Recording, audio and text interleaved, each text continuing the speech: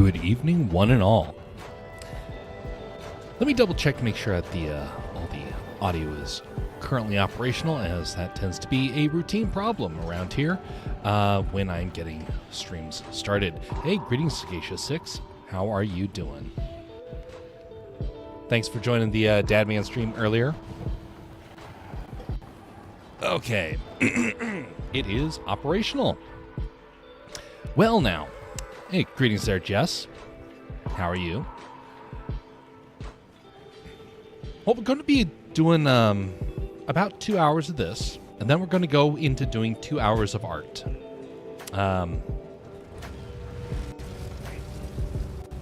know it's a little bit later, going to be a little bit later than I was intending to kind of go. I'm trying to do earlier streams right now, but I could not fall asleep last night. And I realized that better than just sitting in bed like I did last night, I probably need to, just do something that's slow to have me just kind of calm down to the appropriate mindset before hitting the sack.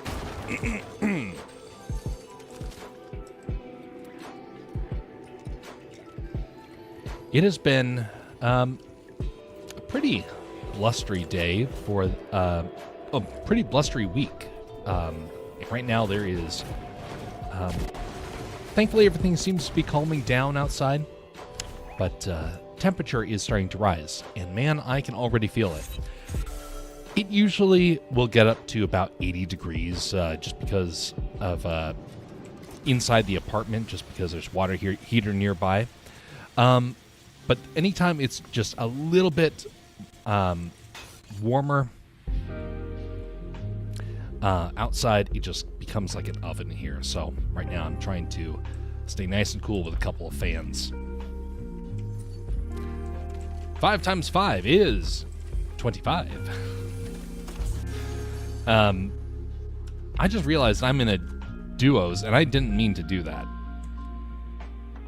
So whoever Sweetener is quite upside down, and will be playing on their own because I didn't realize until this point.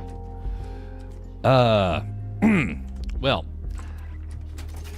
kind of is unfortunate for them. Oh, hello, buddy.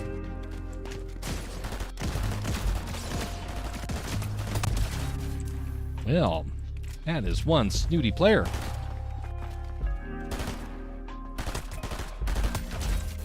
Okay, the other guy's right here. I hear him. That's right. Run away. Run away. Be a coward. Oh, never mind. You're not a coward. You came back. I cannot aim.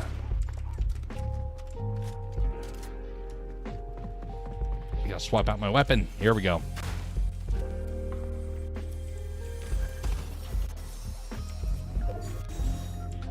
Everything is good. I've never heard that saying before.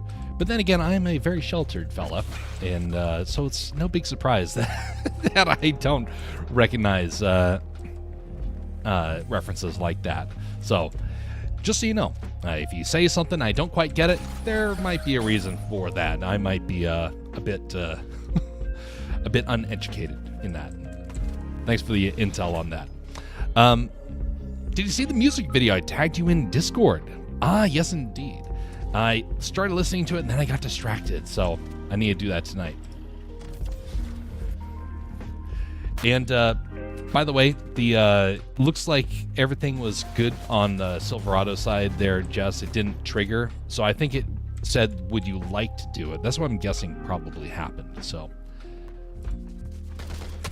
Oh, this guy came back to play. Isn't that nice of him? Where'd that stuff come from?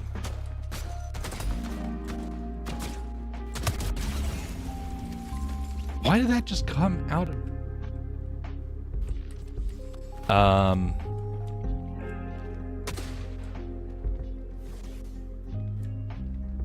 I need to check the replay on that. What happened?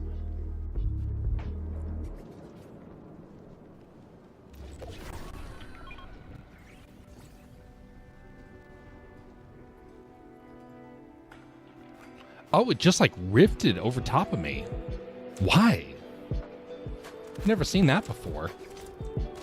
I mean, it's a wonderful gift, but I'm a little perplexed. picked it up from Buffy the Vampire Slayer. It works. Thanks for testing that there, Jess. I might have to balance out the audio, though, for that.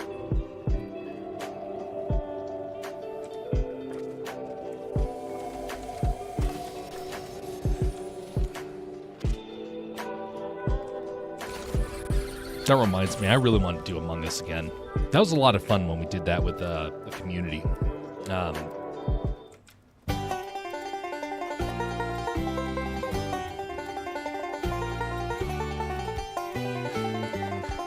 Another classic.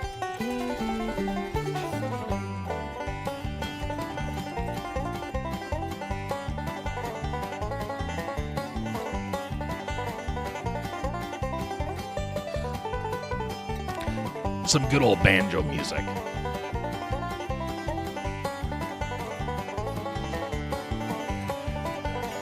Golly, that is a sound that I very much enjoy. Oh, hey, it's Christmas.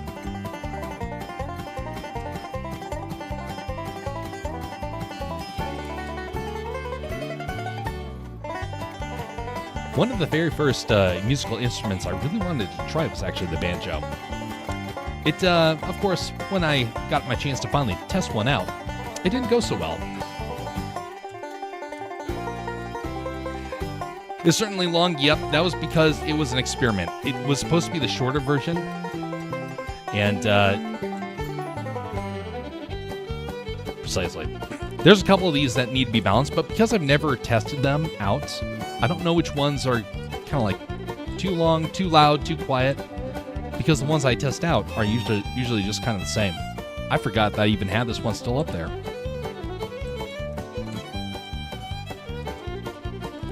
Maybe you need to shorten it down to about 20 seconds.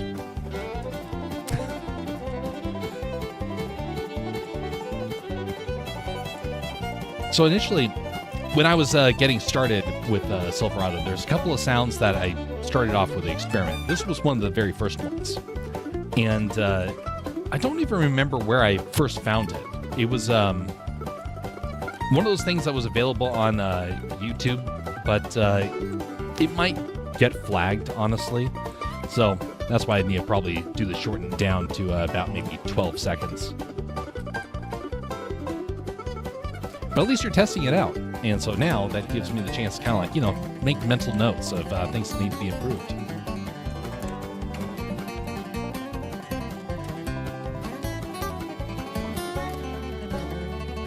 Oh, my ally is still up and operational.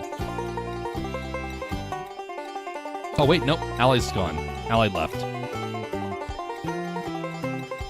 How long has that happened?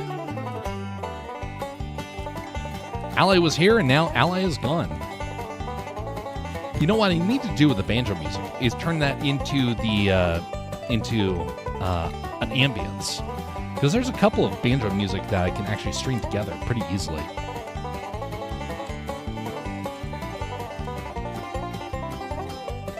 So I'm guessing if it only plays the redeem if you're streaming. Yes, only plays if I'm streaming, and should only take from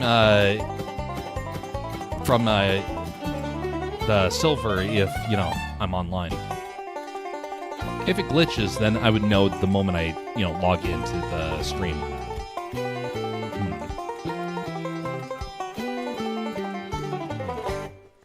There we go. Okay, that is indeed a longer piece. But then again, there's a couple other ones that are like that too. I'm gonna have to go through and kind of test out each one of them, get a reminder of what I have on there and whatnot. Hey, upgrade.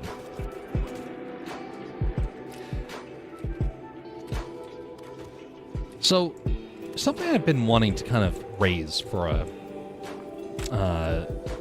couple of days now, and it has to do with civility, and we're going to be addressing this a little bit later on in the stream. Right now, I'm just kind of getting things up and running, but something came up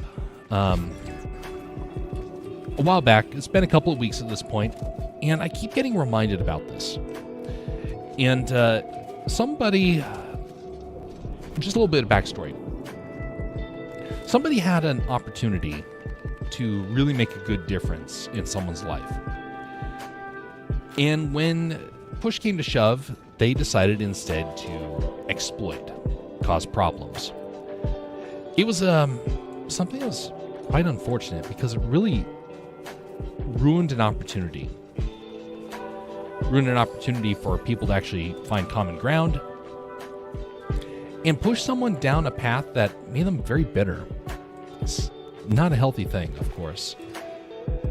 And it troubles me because I've seen this happen to a couple of people over the last couple of years. And sometimes to people that I know that are already in a tough bind. Emotionally, they are hurting and no one knows.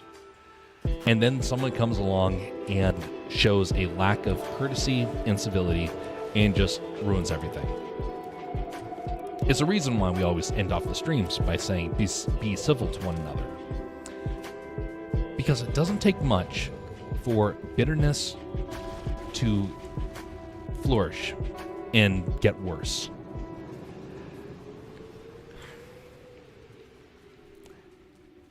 And I wonder how many lives could have been transformed for the better if they were just given a slight amount of courtesy, slight amount of kindness.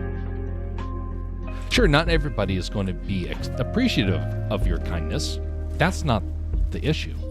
It's whether or not when you are mistreated, do you show kindness or do you show bitterness? It's super easy to show bitterness. And it takes a whole lot out of you to show kindness. I say that as I'm about ready to try and plaster this character.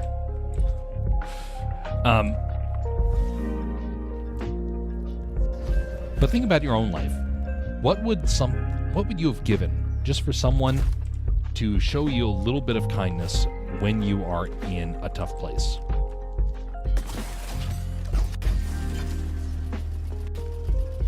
A couple of years ago, I had to wrestle with this question when somebody did not show me kindness and I didn't know what to do.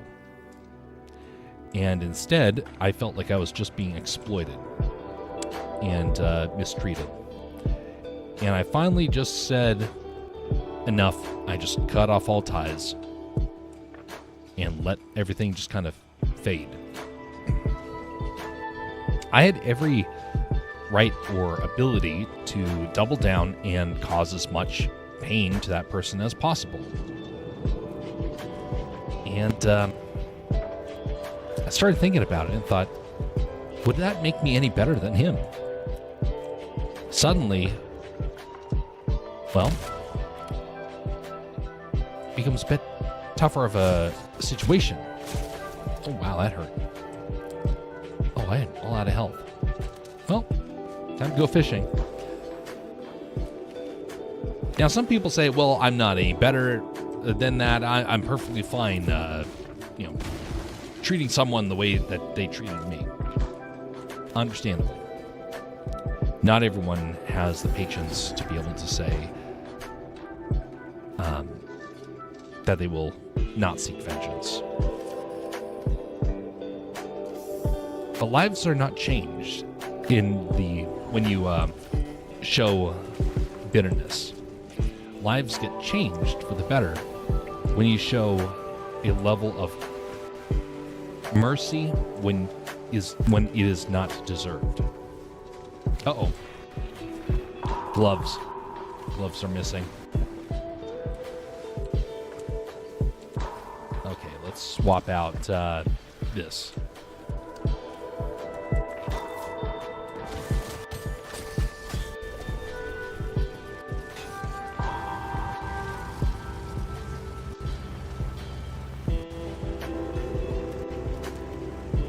Hey, greetings, Anna Wade.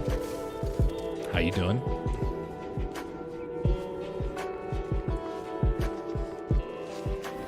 So having that bitterness though, it really...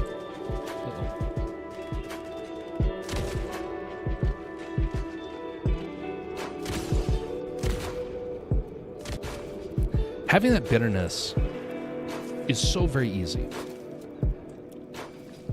And whenever you are giving into it, it just gets worse and worse. Being able to take a breather, step back and say, we're not going to pursue this, we're just going to let this slide, learn to forget about it, sort of thing. It may not be something that you can forget about entirely, but you definitely can forget about it enough that you don't make it worse.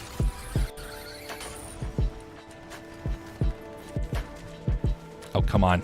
I've been in this position before.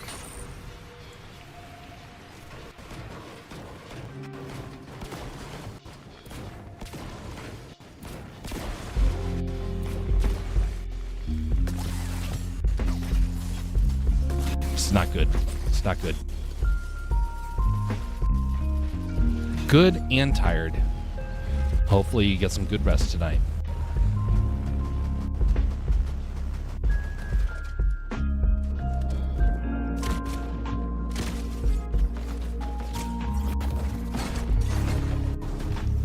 Oh. Did I get him? Oh, no, no, no. They're still alive.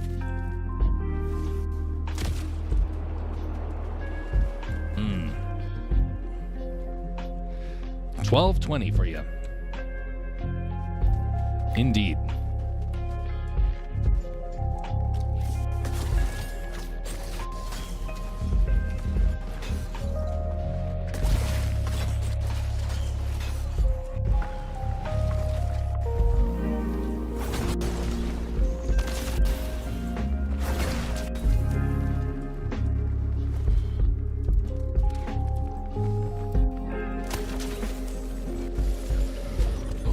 Actually, this is not a good situation right here.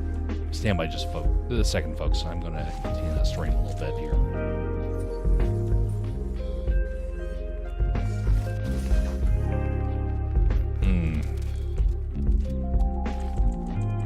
I'm going to go to sleep. Rest well. 777. Wait a minute. What is 777?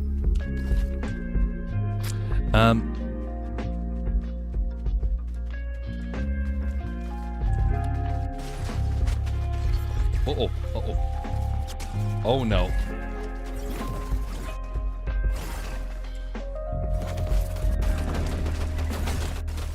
Oh, no. Oh, come back. Ah, shoot.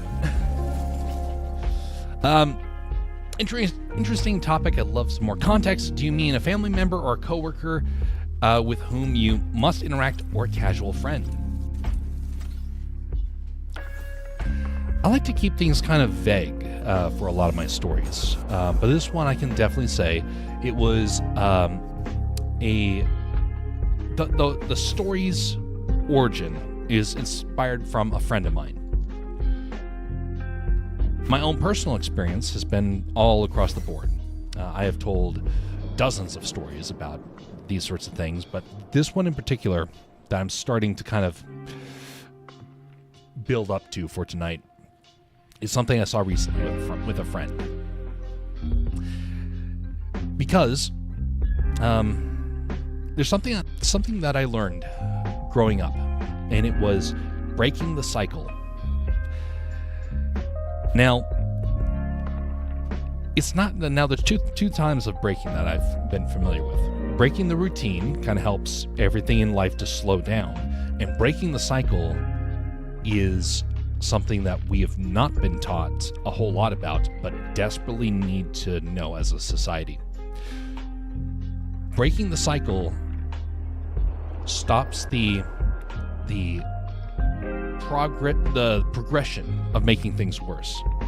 I've mentioned this story before. There's a story by Tolstoy, one of the greatest authors of all time. He wrote a story, A Spark Neglected.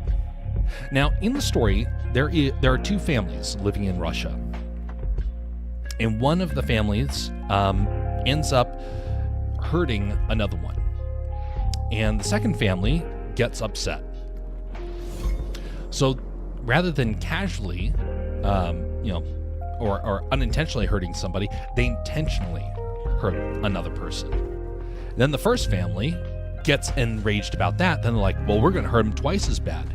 And it goes back and forth. It keeps getting worse and worse. It's like a spark that has landed into a bunch of kindling, and both of the people are blowing on it. Eventually, it's going to catch fire, and then it becomes a weapon. And then you have this fire gets out of control fast. And oh my goodness, I'm actually in the wrong lobby. I better bail so that I don't ruin that person's experience there. Okay, gotta go back. Put it on. There we go. So when you have that situation, though, a fire that starts to get out of control, the hotter the hotter it gets, and the harder it is to stop. And eventually it gets to the point of where it starts to burn you as well. Maybe not just whatever it is that you've set on fire, but yourself as well. And that's what happens in Tolstoy's story. Eventually, one family realizes this has gotten out of control because now they're basically at war with one another. And rather than try and one-up the other family, they sit back and say, no more. But the problem is that the damage is already done. But rather than seek vengeance, they say, I'm not going to seek vengeance anymore. If you go through life trying to get vengeance, you will never stop, because then you're going to anger somebody else, and then they're going to want to get vengeance, making the situation spiral out of control. Breaking the cycle, being the one to say, enough. I'm not doing this anymore. My phone flipped onto the screen and it did something weird. First, I put numbers in chat and then went to a different stream. That's peculiar. Oh, that's where the 777 came from. Ah, that explains it.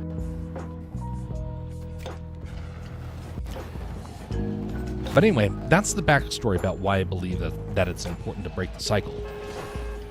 Now, what happens if somebody intentionally is trying to hurt you?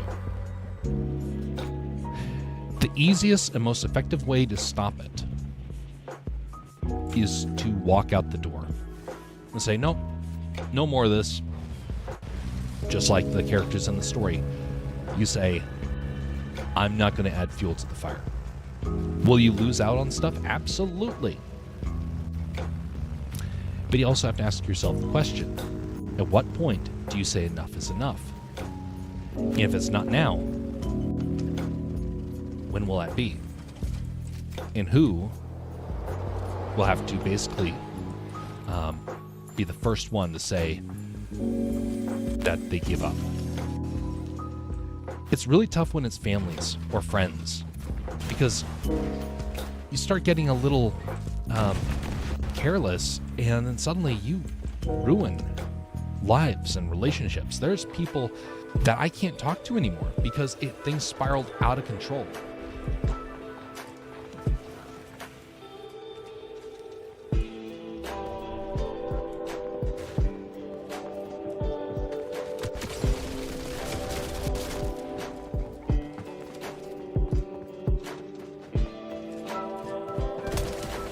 Oh, round and round we went, and then finally, surprise.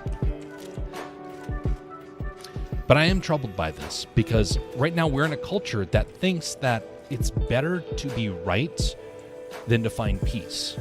And sure, there are some things where you have to be right, and you have to fight for it. But at what cost? At whose cost will you basically draw the line? Will it be, until somebody else breaks? Well, I've met people like that, and they never stop. And eventually, someone starts to understand, and they come back and say, I don't want this anymore. And then the other person who is not ready to give up says, yeah, well, I'm still going to make you wish that you never did it. They don't know when to stop.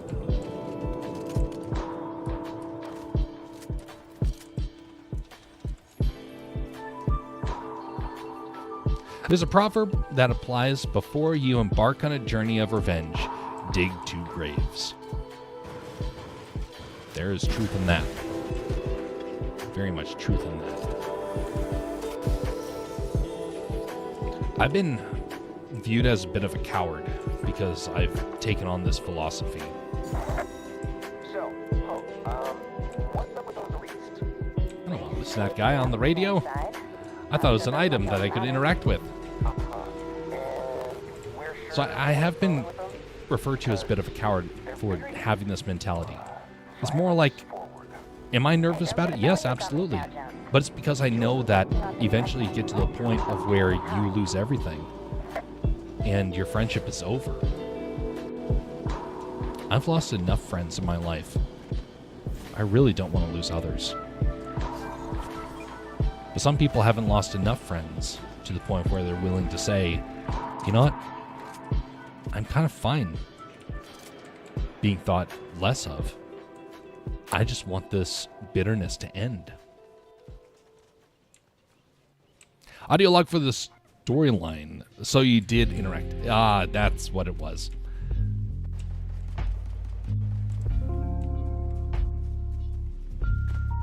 I have a perpetually lying, gaslighting coworker with whom I tried consistent kindness. This went on for years. About 2 years ago, I decided to walk away even if she's in the middle of a sentence. Sometimes it's necessary. Lying's a hard one. Lies get worse the longer you tell them. And feeding the lie is really done when you listen to it. So I can definitely say I think you're doing the right decision when you say just walking away. But what I hope is that one day they'll understand the damage that's done. Every lie eventually becomes plain and clear. And I used to think that some lies people could just get away with. And then I started realizing I don't think that it happens at all. I think the more people that think that, the more somebody thinks that they can get away with a lie, the more careless they get. And then eventually somebody finds out, and there's immense humiliation. Even small ones. Like, let's say, for example,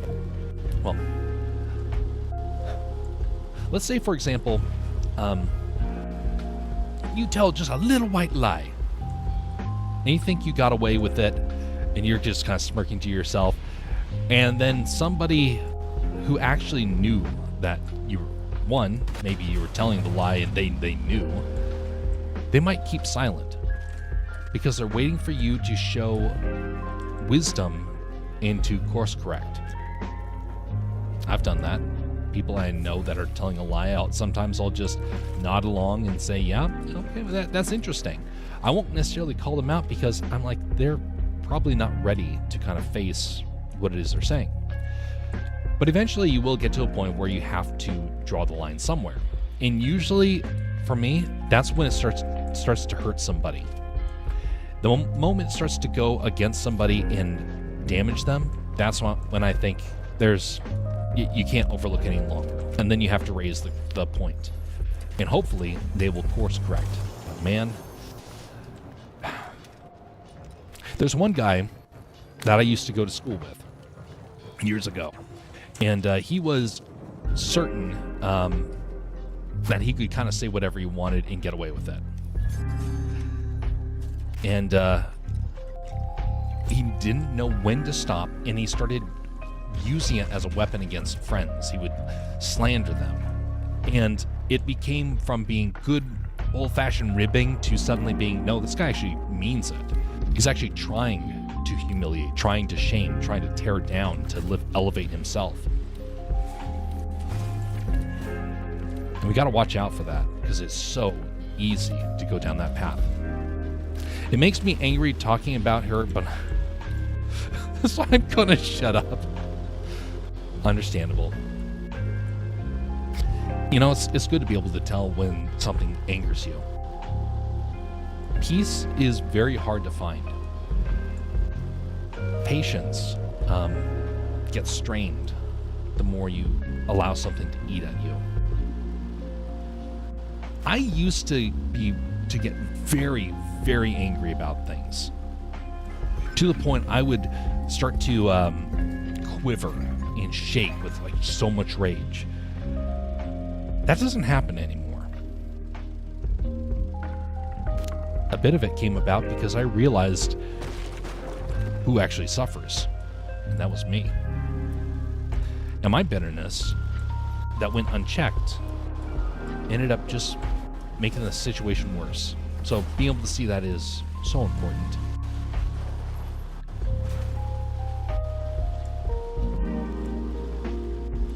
Especially nowadays, so many people want to find things to fight about.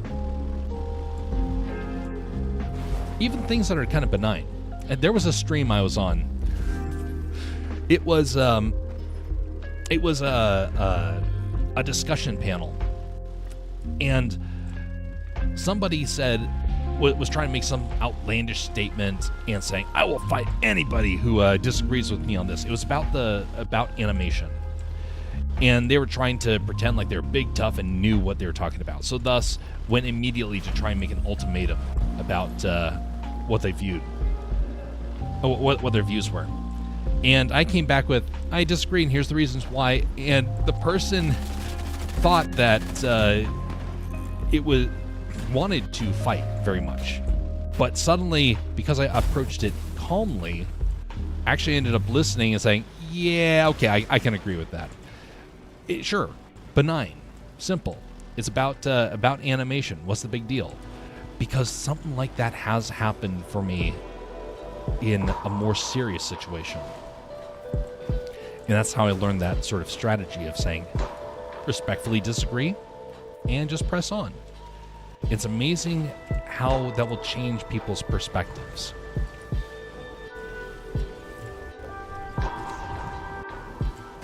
Oh! Well, that was not ideal.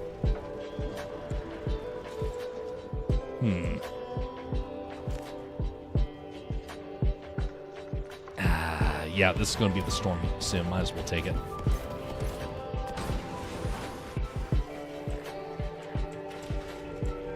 Can we get just the front tire onto this?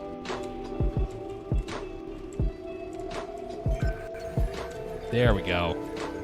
Perfect.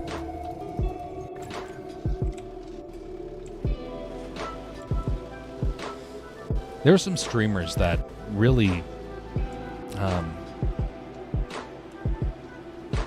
got under my skin because there was slander that was going on, there was bitterness going on, there was backstabbing. I finally just had enough of it. And you know what was the most painful thing? Was taking the humiliating route away and everybody not asking questions. Apologizing when I still believed that I was in the right. That was humiliating. And that was very tough to just say, okay, you know what? We're parting ways, put out a bunch of apologies, and people have to just assume that you made a horrible mistake. Not asking, hey, you know what? Why? Rather than say, hey, this is all the reasons why you all are still wrong, that would have just rekindled the bitterness, rekindled the anger.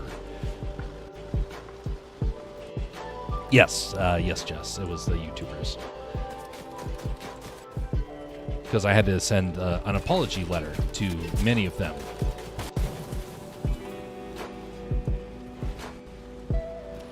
At least you got me out of it. Indeed. We got positive things that happen from it. But there's a lot of folks, though, that would have carried on the fight if I had said something as like a slam dunk on my way out. Wouldn't have solved anything. I'm hoping that some folks I'll be able to reach out to in a couple of years.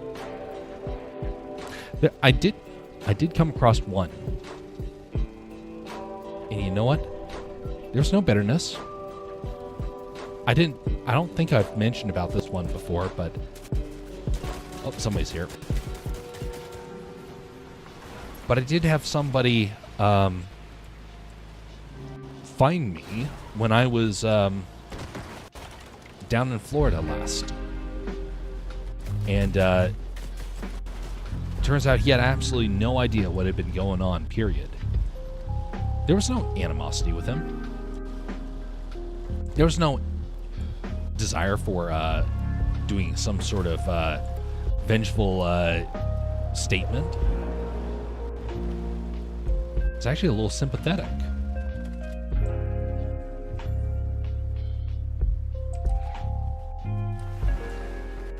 I'm grateful for that. Wow, that's a lot of damage. Oh, you're up there.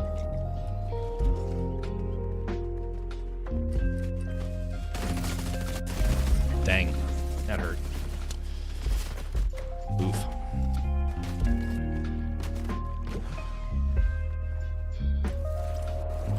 Loving your neighbor is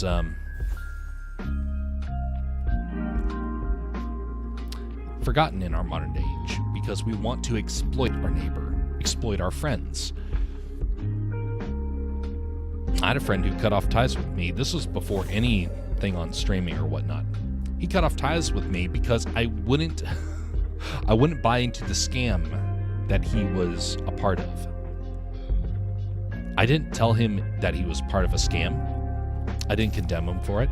But because I wouldn't put down money on it, he got upset. Somebody I had spent years in conversations with just dropped me in a moment because I wouldn't buy the scam that he had bought into. By the way, it was for a scam organization, and he wanted to make a sale off of me, and I didn't even have the money to do something like that. Let alone, wasn't also very pleased with the product that he was trying to sell me either. But he cut off all ties with me over that. If you're a friend, don't exploit a friend. Don't exploit somebody and say, oh, well, no, a true friend would only, be my friend if they would bend over backwards and buy this thing from me. No, a good friend, a true friend would say, no, I'm not doing that, and you probably don't want to do something like that. I didn't do that. I wish I kind of had said something. But I myself was a little confused by what was going on, and I was a little distracted, unable to... It was a tough time for me, and I didn't really want to risk anything else. I already knew he was a bit frustrated. That would have just made things worse. But he still cut off ties with me.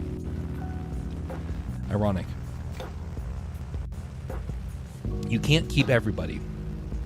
You can try and inspire people. You can try and be kind to folks. Doesn't mean that they're going to ever show that kindness back. Doesn't mean that you get a pass to treat them poorly.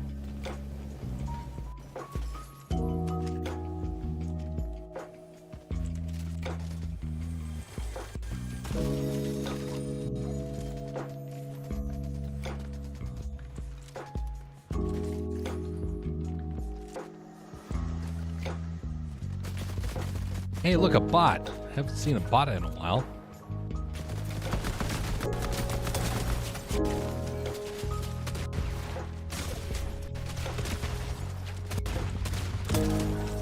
Oh, that was a bit close.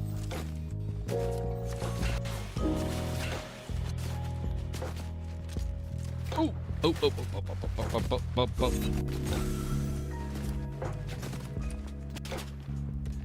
Okay, use this over here. Are you going to try Blitz since it shows the hammer in the image? Yes. I forgot about that. I need to try that Blitz. Hammer time.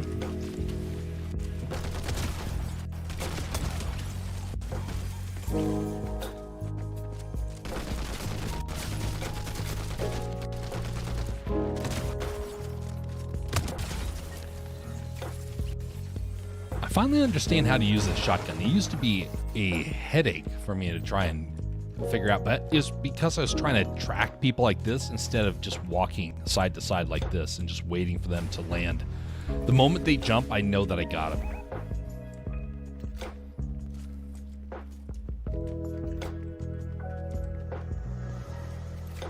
Big shots.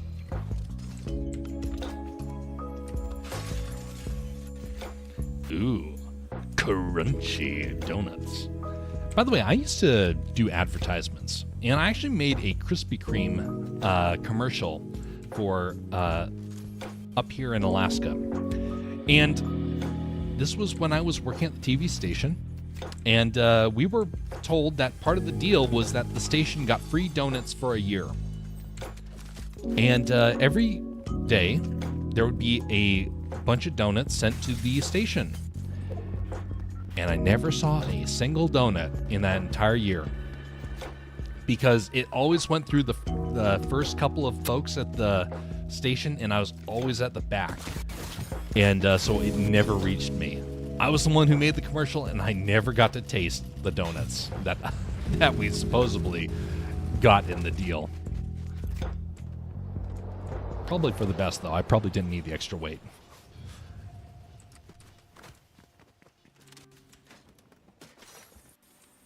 By the way, folks, if you find something of merit around here, consider giving a thumbs up. And if you disagree with this stuff, or just don't really like the fact that I'm doing games like this, then hit the down vote. I'll accept that.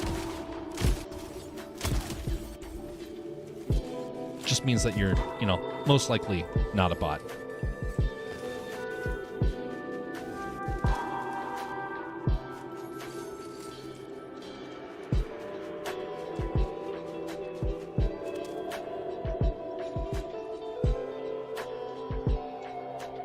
I heard somebody else. Where was that? Oh well. Tally-ho. I wish the dog would get stuck in your back bling. Like if the little dog's head was poking out of the back there, that'd be great.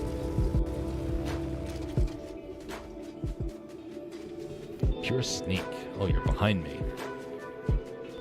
You're not so sneaky if I can see you on the map.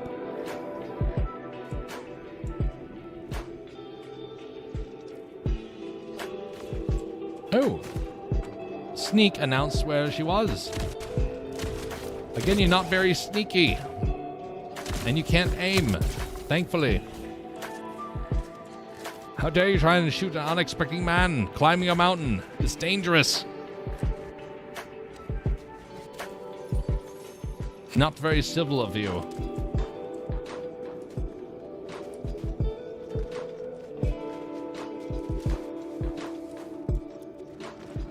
Oh, hello.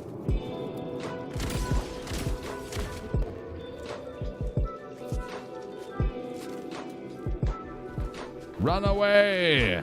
Yes, run!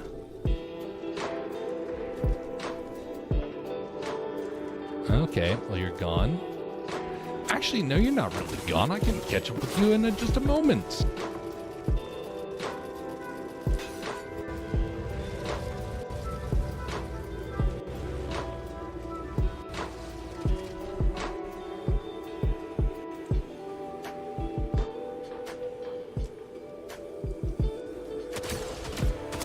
Hello!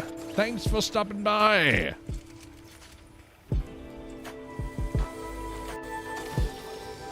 Ooh, gloves. Perfect. Okay, so we want to get these things out of this rift, right? Supposedly. I mean, it's not super important to get this stuff, but it's a pretty big little hit there. A little bit louder than I would expect it to be. Why do you robots keep appearing? You're not defending it. You're kind of worthless AI monsters. We don't approve of the AI. We want you to leave. Never come back, you villains. Well, well, well. Perfect. A giant bazooka with only 4 shots.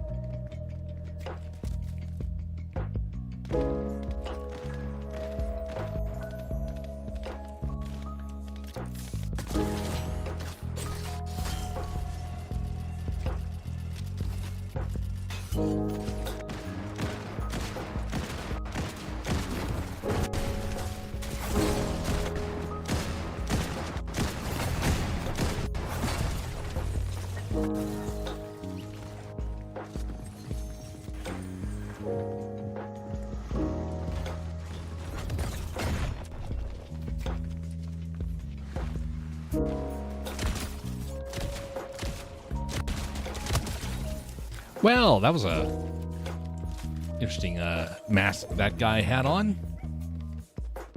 All right, I saw another pair of gloves to replace this one. No, never mind. It's just that.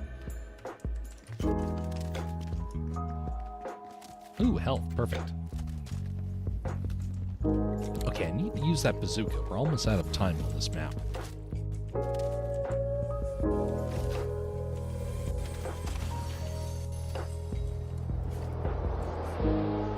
Have you ever, going with the discussion from earlier, what is one of the most difficult things that anyone can do?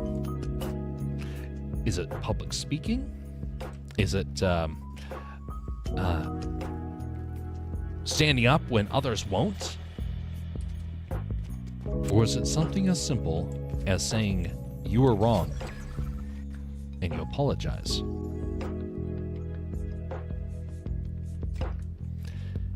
Of the people I've met throughout my life, the one that is the routine hardest one that I have seen is that people do not want to apologize. Even when they're caught, even when it's so blatantly obvious that something is wrong. I've never seen anyone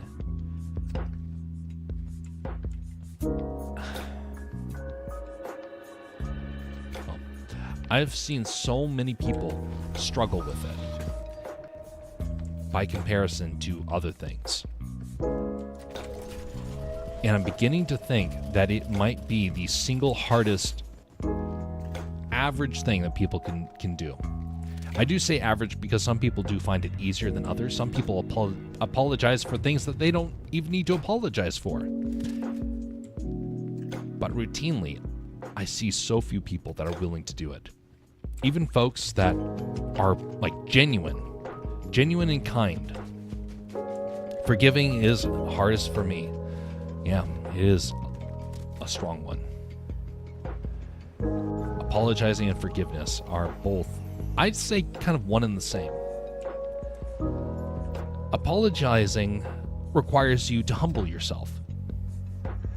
To say, I messed up. To forgive is to let go of being right in order to pursue peace. No, you're not saying you don't say that you're right, but saying that you're not going to seek retaliation, kind of like the story earlier. Just because it's hard doesn't mean that we don't stop trying. And just because we're trying doesn't mean that we're going to be successful every time. But that's why we have to keep striving for it. There's a friend of mine I deeply want to be able to patch things up. We agree on just about everything. But there's two things that we can't agree on. And it's those two things that have made it almost impossible to reconcile. Because one, he wouldn't admit he wouldn't apologize, and I wouldn't seek restoration and forgiveness. Now that years have passed, I'm realizing that I need to find ways to restore things, to forgive, but he doesn't want to apologize.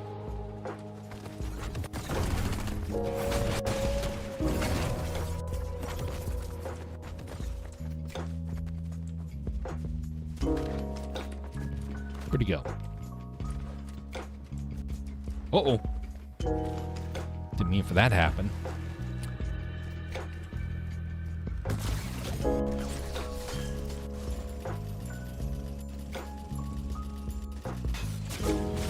Oh no.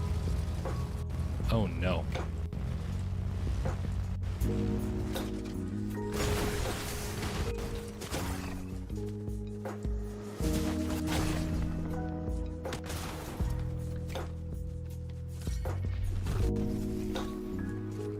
Well, this is not good.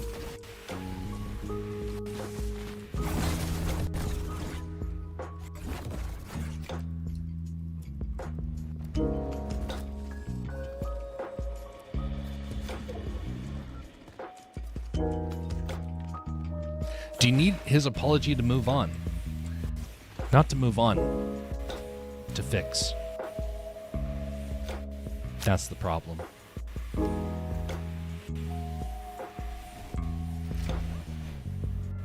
And that's what's so unfortunate about it. Uh-oh.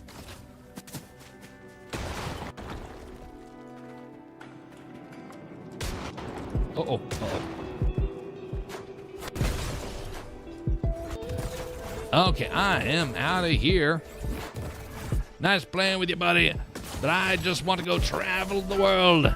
I'm leaving you behind. You and your squid face.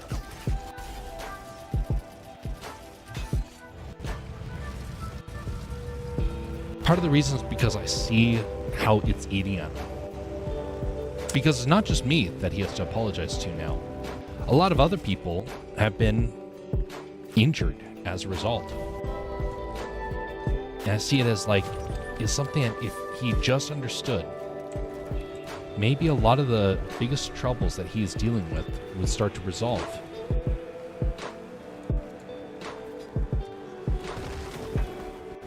I want to see people be fixed. We're in a world where not a lot of folks are really trying to help try and fix things without trying to demand money or something. Oh, go to therapy to fix things. Or buy a counselor. Things like that. How about just be friendly? I mean, the number of times where I think that problems can be solved just that way. There's so many times where I think that if we just calm things down and try and find some way to be civil to one another, that we could solve probably half of our problems instantly.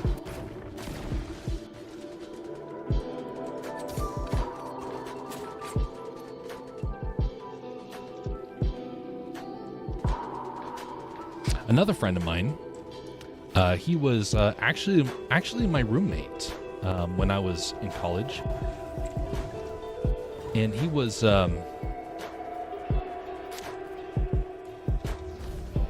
he had very strong opinions about everything, and he was actually, hold on just a second, I gotta get out of here. Hold on to that thought. Dang, that did not work out so well.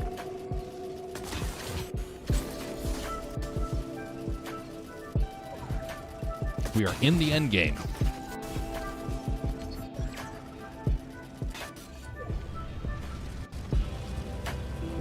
Oh, that is Anakin.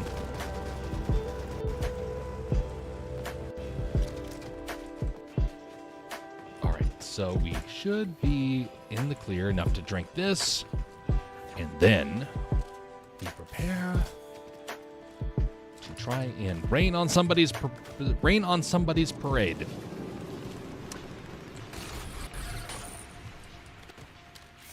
Okay, Anakin, you over there?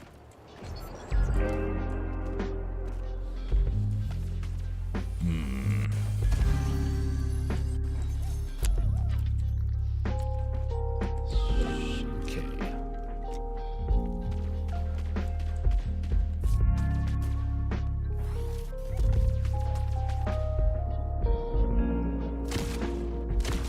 Oh, I'm just behind them. Oh, golly, come on.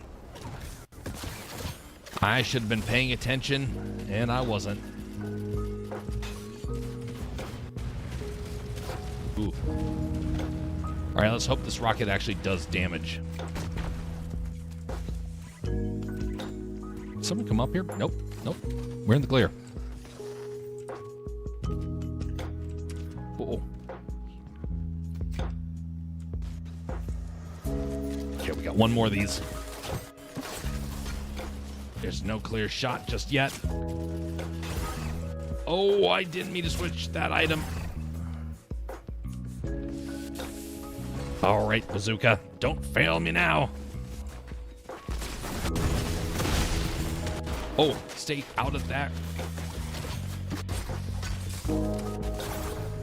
Oh, golly. Stay away from me. I'm not the one you should be fighting. Fight each other. Oh, it's you again.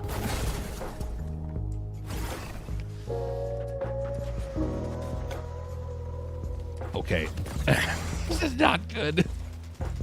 All right, drink the water. That's right. Squid and Rabbit Man fight each other. Don't fight me. Oh, somebody just went down. Who's gonna be the one that I fight now?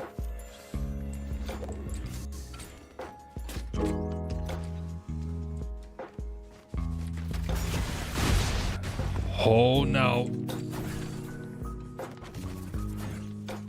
Oh no, where'd he go? I hear you dancing all over the place.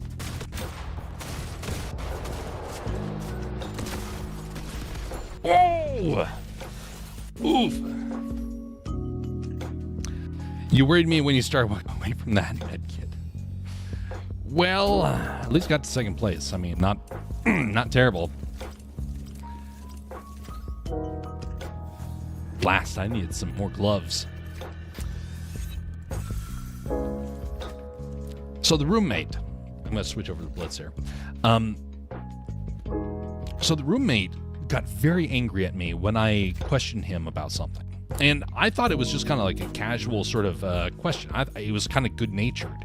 And he took it very wrong. Well, he took in a very wrong way. He got infuriated to where he just cut off talking to me about things for a couple of days. Because we were roommates, we eventually had to start conversations again. But he always kept me at a distance at that point. He wouldn't carry on conversations again. I thought that was just kind of a very unfortunate thing, because we used to have very good, healthy conversations about all manner of subjects.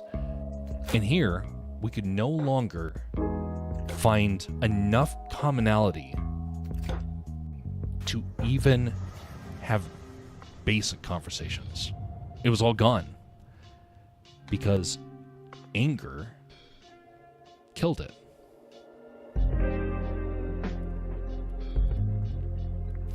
Okay, let's see here.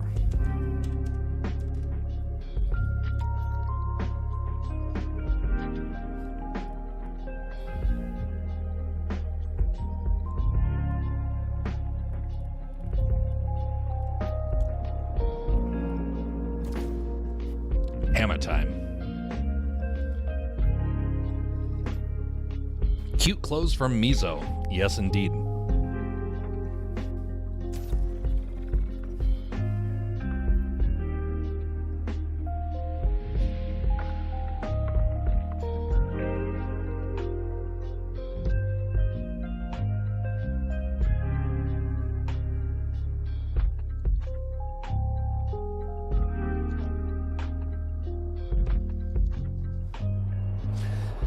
I've said it before, but there's only one thing you can take with you from this life. It's not wealth. Not even this song. But it's other people. This one is from my one and only true love, Princess Peach. Peach, you're so cool. And with my star, we're gonna rule. Peach, understand, I'm gonna love you till the very end. Peaches, peaches, peaches, peaches, peaches, peaches, peaches, peaches, peaches, peaches. Oh, yeah. Peaches, peaches, peaches, peaches, peaches, peaches, peaches, peaches, peaches, peaches. I love you. Oh, Mario, Luigi, and a Donkey Kong too. 1,000 troops of Koopas couldn't keep me from you. Princess Peach at the end of the line. I'll make you mine. Oh, peaches, peaches, peaches, peaches, peaches, peaches, peaches, peaches, peaches, peaches. I love you. Oh, peaches, peaches, peach,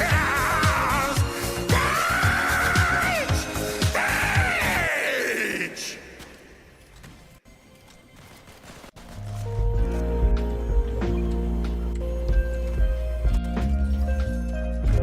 Classic. 5 seconds after I press that, you start talking. Yep. Okay. Stuck around through the banjo music. Now this. Yes, indeed. We only give high quality entertainment around here. No, it used to be a running gag from the early days of the streams. And, okay, come on. That storm is moving way too fast. But it used to be a common thing. Around,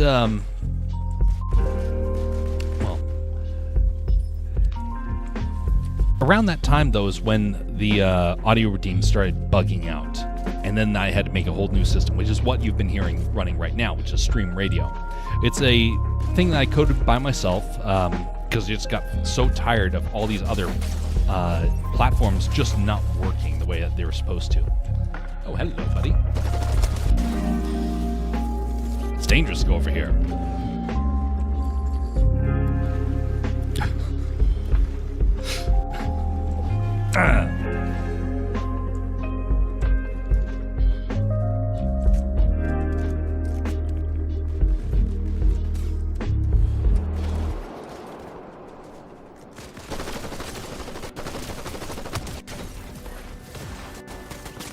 Okay. Oh no. Leave me alone, buddy. I'm just on my way to find hammers. I said leave me alone. No hammers.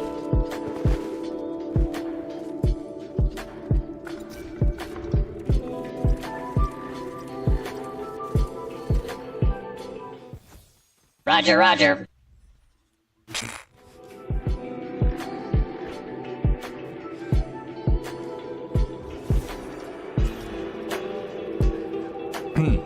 That is the, I think officially, the most sound alerts.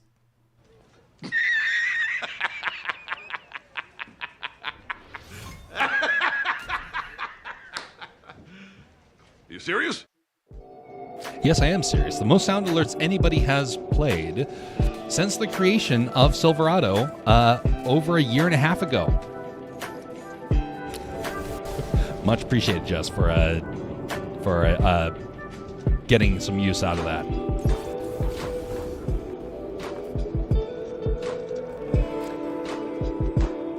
Okay, now where are these hammers?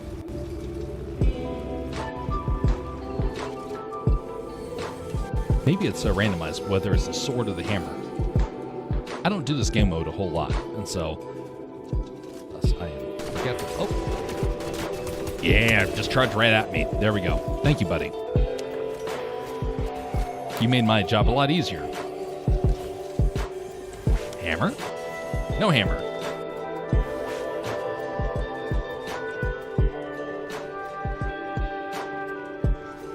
Says I'm at 9.7, so I've got a lot to play with. Precisely.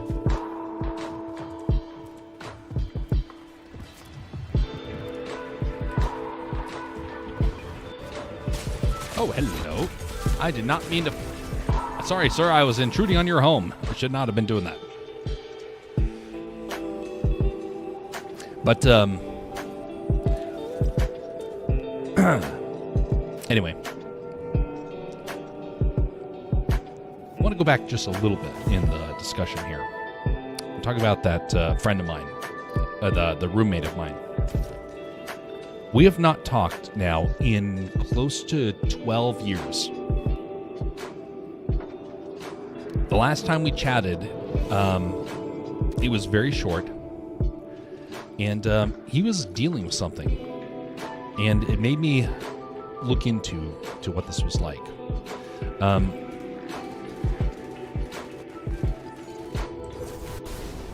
He was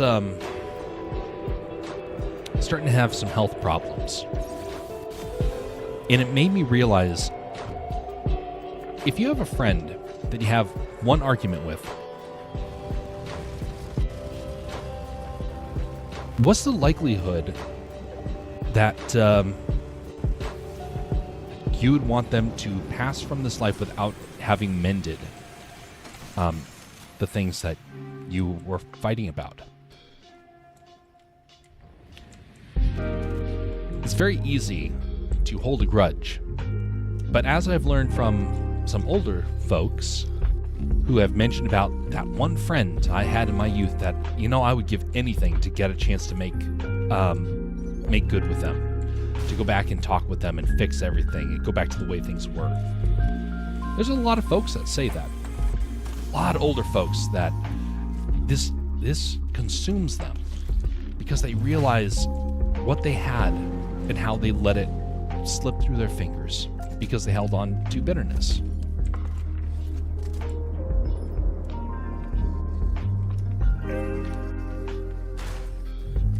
Thankfully, we get the chance to course correct by listening to their stories.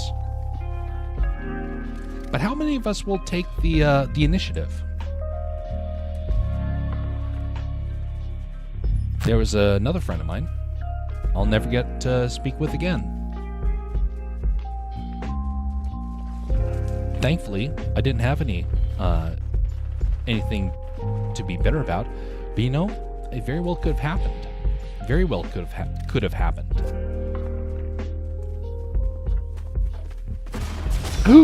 You have the hammer. Give me hammer. Yes.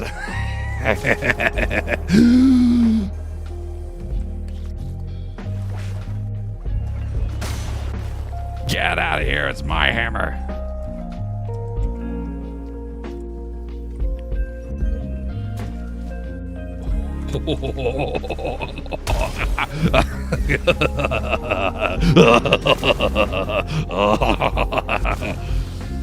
Oh, you all are in trouble now. Hammerman has returned. Oh, you're in for it now. Get back here.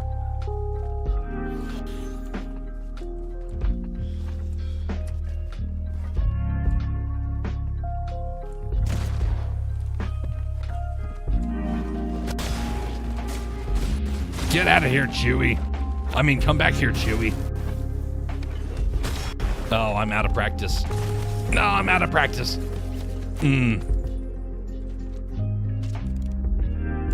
So I'm guessing if I played the Mario Italian disco style, I'm going to drive the only other person away.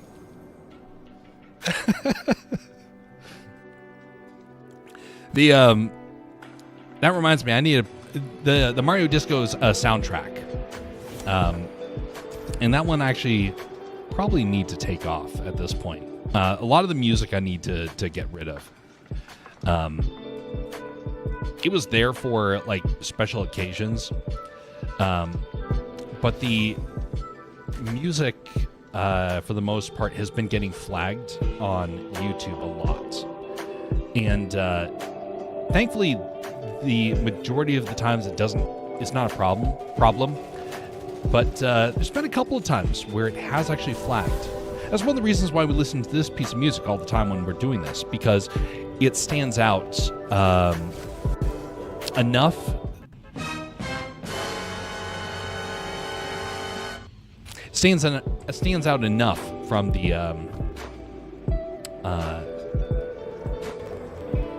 to where you don't have to worry about it getting flagged.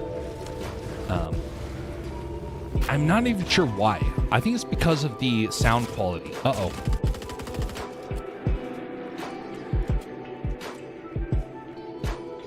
But same thing with Skyrim. You can play Skyrim no problem, but in some instances you can't.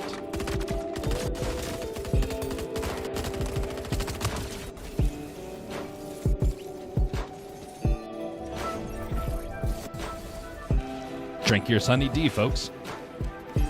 Man, I miss the flavor of Sunny D. But trying to get a hold of it's a little harder than it used to be. And what's more, the sugar content's just a wee bit high. I got a lot of health, but still no hammer. Where am I going to find the hammer on this map?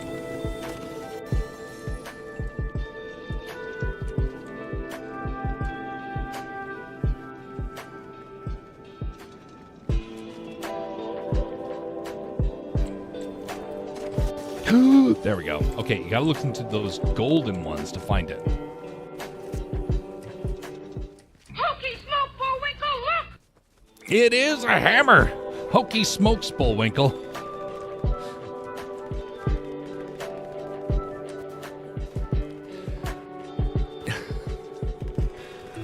I used to watch that cartoon all the time.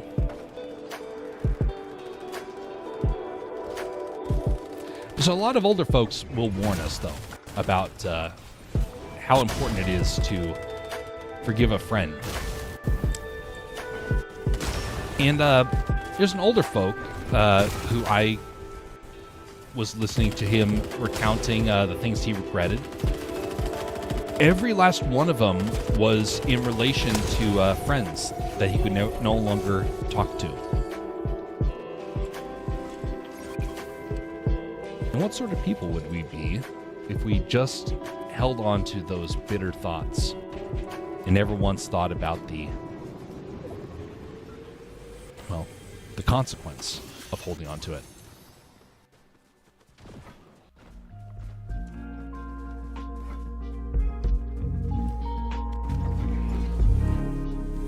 Oh, we went flying away. Bring me back that hammer. Oh, there's another one.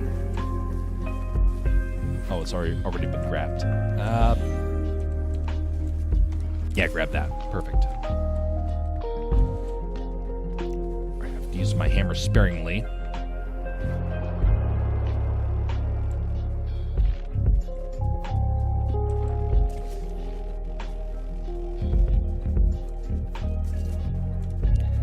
All right, he's down there. That guy's in trouble. Oh, it hit. Aim for the other one. Oh, you walked right back into it. Oh.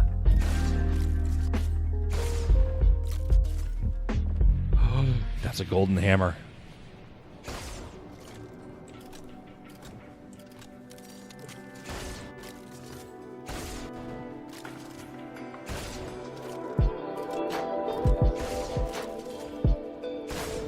All that stuff, and I can't hit him.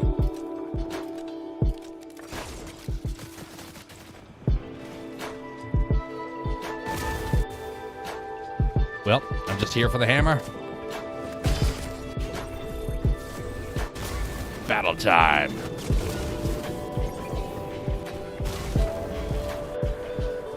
Come back here. It's going to be a smashing experience.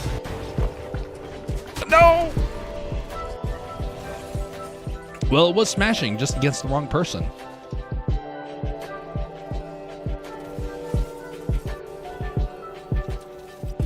And look, they can boogie. That's something I can't do. It's amazing. What good boogie skills.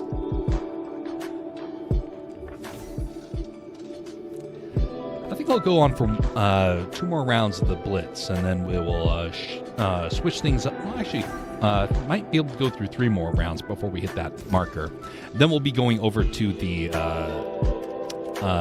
art for the evening.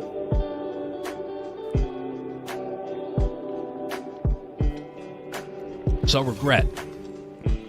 Oh, stand by. Well, look at that. It's a banana. Yeah. What's up, son? Well, Lord Banana, it's great to see your royalness. Do you go by Caesar King? Oh, don't kill me, please. Maximus Peleus. That's a stupid name. Anyway, good to see you again, West. How are things? All right. I was over with Admiral Teague talking some Star Trek stuff. Him and Sean Carter for a while, and we were backstage after the show, and happened to notice you were on, so I wanted to jump over before you started with the drawing. Yeah, I'm going on for a while longer of this, and then be going over to art later on. Yep. It's going to be a somewhat longer stream tonight, mostly because I couldn't get to sleep last night, so my sleep schedule is all thrown out whack a week before I have to travel. Yeah. But anyway. Jess says, long time no see you, West. Hey, Jess. Hey. Well, they have hammers back, and so I'm getting the Oh, good lord. enjoyments of having a smashing good time over here in the Blitz Royale. Oh, you're playing Blitz? Okay, cool. I have noticed that there have been some swords, some of the Typhoon swords in the Battle Royale one, so I was imagining that brought it back in Blitz too. I haven't played Blitz in I don't know how long. I'm not a fan of the Blitz concept necessarily, but if it's got hammers, then I'm all for it. Oh my god, this is a tiny island. This island is tiny. It is indeed puny. God. My goodness. And that storm moves fast, so it will be upon us Yeah. in just a split moment. I don't even know. Man. I have a feeling until I get acclimated to this island, I'm gonna get my behind handed to me. I don't know, the players aren't super good. They're decent, but I've not had too many really close encounters yet. Okay.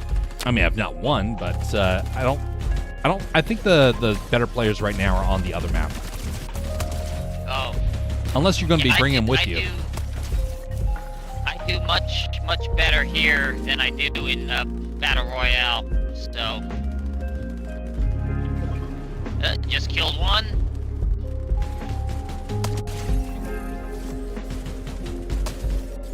I just shot killed another one. your kinfolk, Yes, I a did. blue banana. And there's another one now coming in. Let me get a recharge. Woo! What the heck? Oh man! Don't stand still. Don't stand still. Woo! That's not good. Oh god, they got me. Uh-oh. Hang on. That's all right. Oh, wow, this thing is strong. Oh, my goodness. Okay, coming your way. Wait, did you reboot? Oh. Yeah, I did reboot, and then they shot me again. Oh, no. And then they shot me again. All right. Mission: revive the West. Oh wow, you're way over there. Yeah, we did not drop together. Yeah, I should have been paying attention there. Do you have a hammer on you, sir? I could use it to save my friend. No hammer. At least we got Yeah, the Sunny my D card to is- help out. My card is in the storm now. Oh, look out! Look out!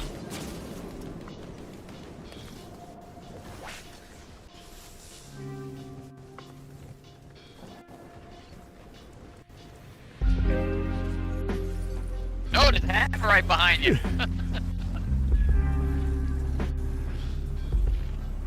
And you're alive. Fly to the edge of the storm. I'll be Yeah, there to gonna be join you soon. See, yep. See if I can get the hell out of there. And there's a rift here, right here. I'm gonna take. There we go.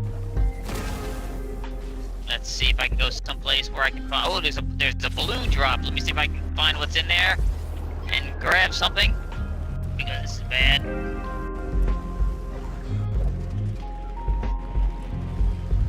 Alright, I see you over there. Flying on in. And okay, what do I got? I got that. Okay, cool. Alright, I got a lot of healing I have to do.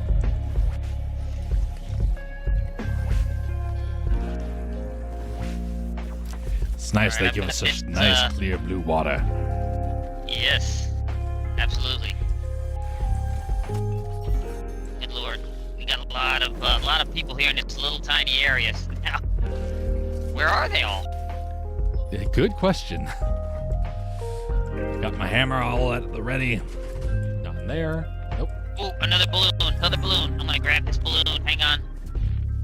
Alright, careful. Balloons might be a trap. No! Yes. Hammer time. Oh, come on. Oh, you got him. What the Nice. heck is that back bling?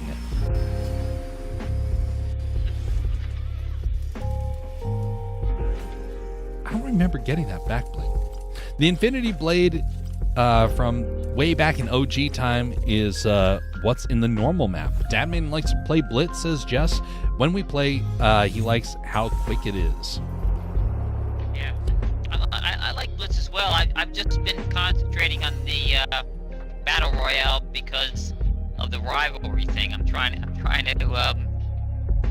get as many rivalry wins as I can. I'm up to about 960 something, 970 something now. So Ah.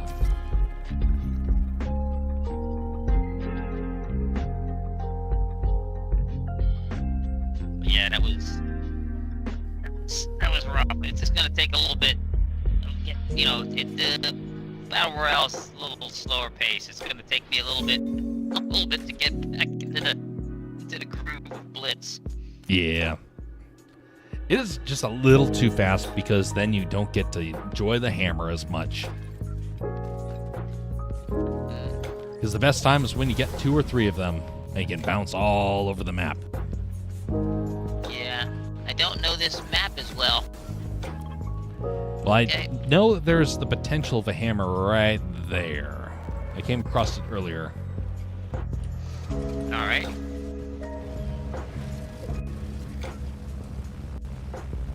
Oh yeah, there's a bunch of chests right there around that Easter egg head. Yep. Yep. Okay, what do we got there? All right. Isn't that the punching bag from one of the Street Fighter guys? Yes, it was the first skin that I purchased was the Street Fighter.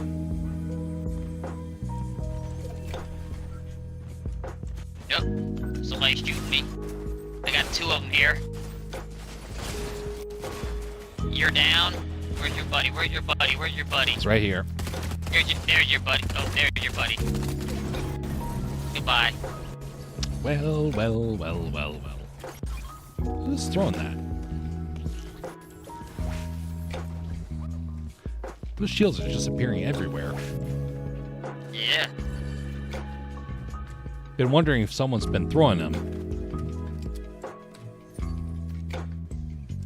What do we got here? I don't like the Excalibur.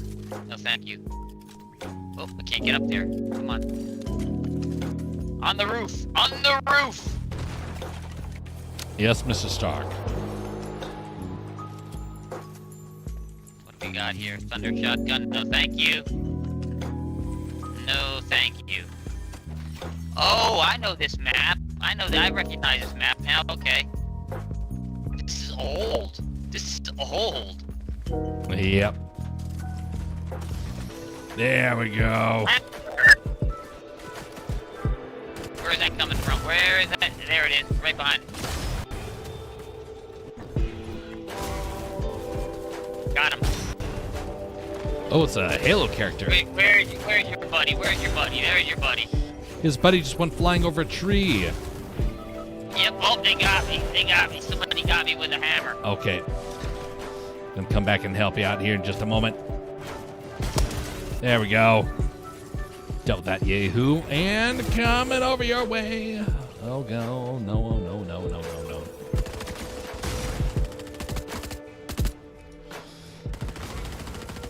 Ah, they're shooting me. Yep. Sweet. Oh, it's General Grievous. Get out of here, General.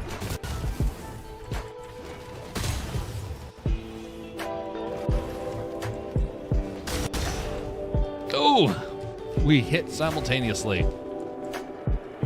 Well, that's who got me with the hammer. Oh, I should have triggered it. That's right, go flying. Okay, gotta get over there. Just gotta hope the general lets me be. Din Djarin, get out of here. No, no, no. Wow, all this fighting in the soccer field. It's too fast.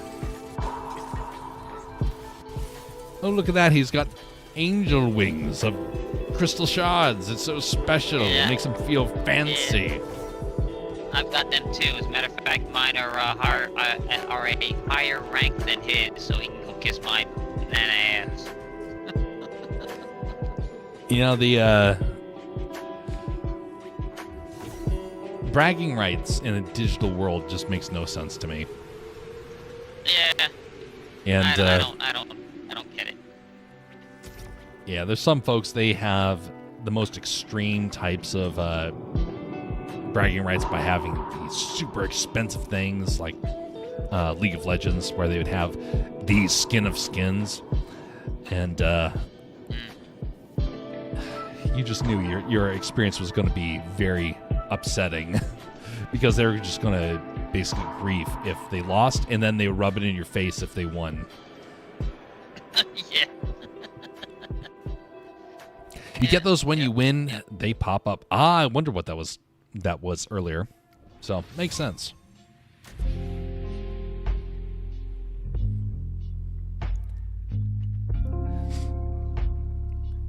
There's one more thing. Yeah, I think there's one more thing I want to do a quick wrap up to the conversation from earlier.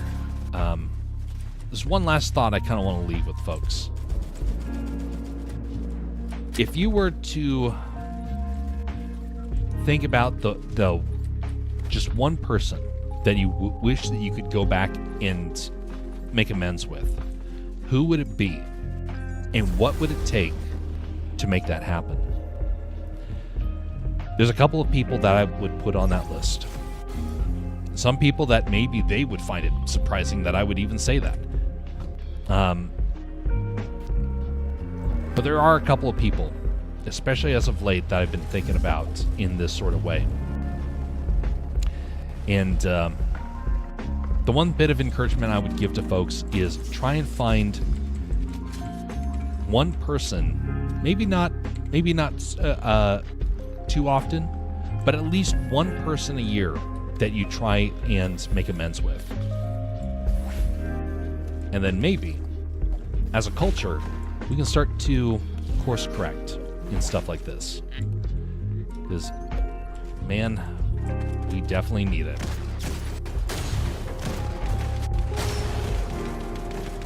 thought it's you. I'm shooting That's you. me. Damn it. Stop shooting me, West.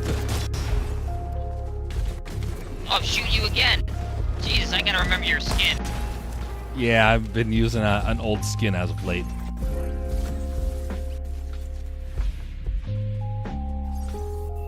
This was the second skin that I bought back when I was basically kind of required that if I was going to be on streams, I had to have some way for people to identify me.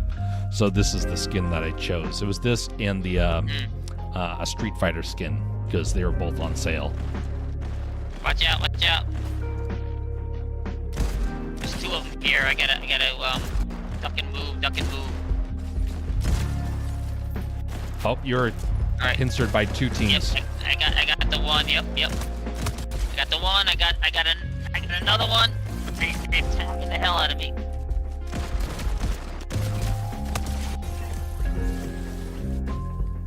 Okay. That went well. Still only one hammer. I need multiple hammers. I haven't found a hammer yet. Yes, it's a little too rare.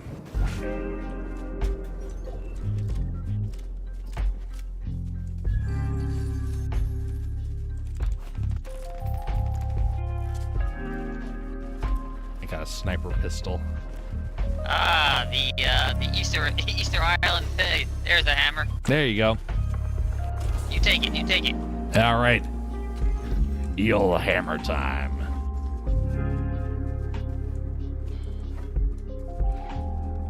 Oh boy.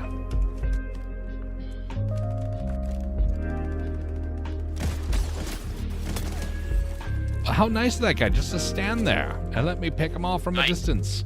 Oh. And there's a balloon there. The drop. There's a drop. Oh, he's going. Look at He that. went for it, but you got him. Nice. Oh, a hammer. And it's a gold hammer. Here, take it. Where are gold you? Where are hammer? You take the gold hammer. Where are you at? Look for the bouncing man on the hammer. Here, come here. Okay, wonderful. Take the gold hammer. Oh, There we it's go. it's the fish. I love Look at throwing that. the fish at somebody. I'm gonna pick up the fish. I love All throwing right, the fish there's at a people. team right behind us. It's got a rabbit.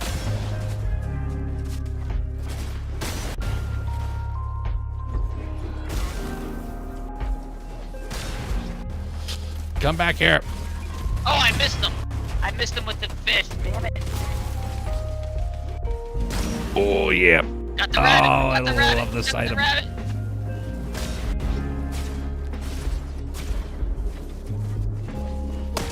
Yes. Nice. Yeah, see, there goes my wings. My wings came up too. And your wings just cause you to fly away. Either that or it's somebody's being careless with their hammer. Well, after the game, doesn't matter what happens with the hammer. Man, the number of people I accidentally hit with the hammer is a bit staggering. Some people made a reminder every time that the hammers came around that, oh no, and they're in trouble.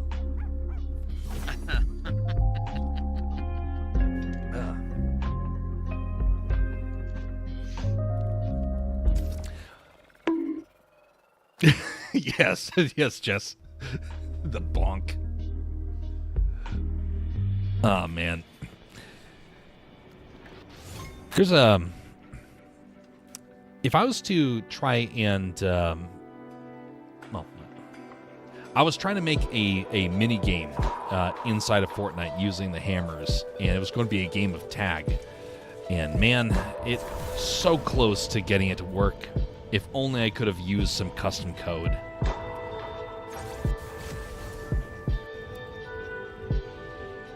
All right, let's go over here. Okay.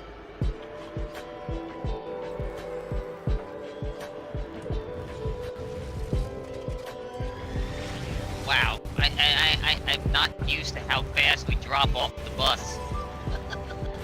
Yeah.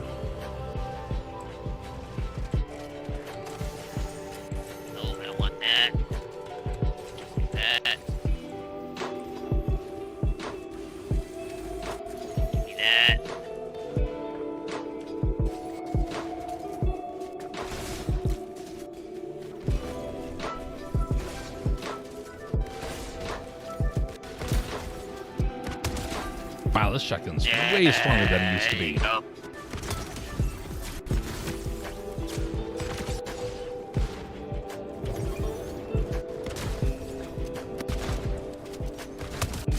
Ooh, wow, this thing is strong.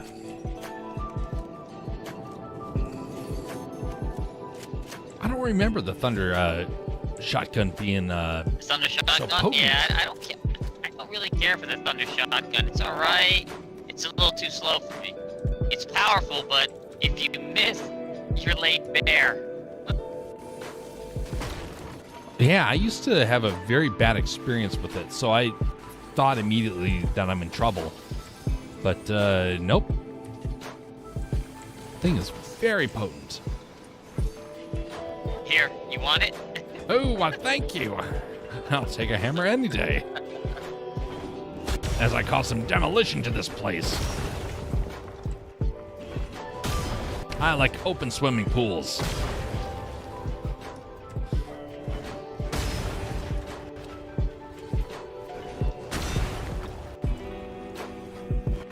This is how we used to go around destroying the map in order to get the loot in the top of buildings. You just destroy everything and all of it would come crashing down. It was super easy with a hammer. Yep. Alright, we need, oh, what is that? Oh, there you go, I'll take that. Charged. Nice. Collateral damage rifle. There you go, I'll take that. Ooh, actually, I'll take this right here. Let us get into the circle. Oh, a drop. There's a drop over here. There's usually a hammer in that thing.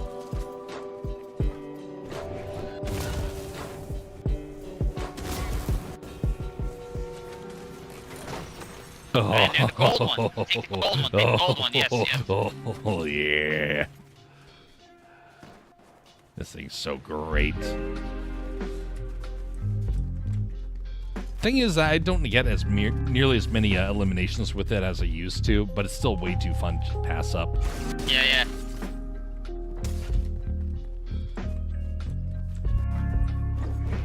Oh, I'll take that.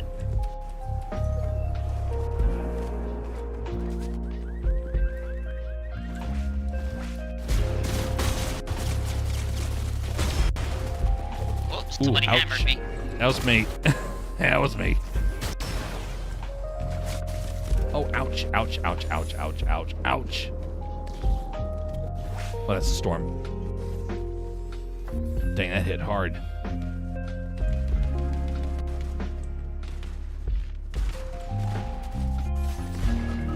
Oh, come on. They got me with coming for one ya. shot. Oof. Bull crap. That person was cheating. One shot? No way. Oh, looking through the shop using the web version of it, looks like the skins of an animated style of some sort. It's kind of crazy. Oh, let's take a quick look at that. Animated style. Well, we are all about, criticizing the animation styles. Oh, you got Cowboy Bebop. Oh, yeah. Actually, this they're ended up alright. being pretty decent.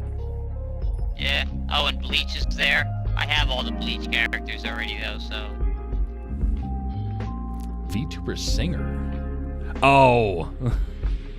It's not this one, is it?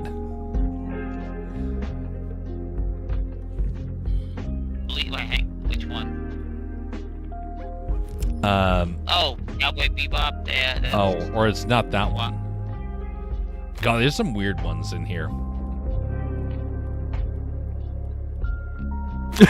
The Lars bundle. What a weird looking character. A samurai, Golden. scrap samurai. That's unique. Ah, so it is a VTuber. Okay. That was something I never could really find the appreciation for. VTubers. I know a couple of VTubers. I can never really take a lot of their stuff seriously.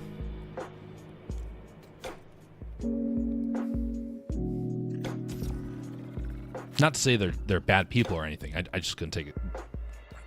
I couldn't appreciate it the way that others can.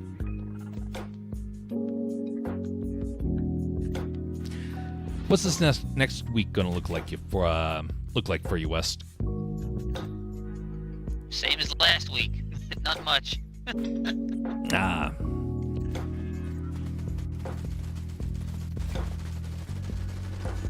In fact, it seems to be half the stuff is some sort of animated look, whether it's a digital one like the VTuber or the more classic one of the cartoons. I do like the style of that sort of stuff. So, when it's done well. We just don't want those freaky cartoon ones, the ones that are designed to be disturbing.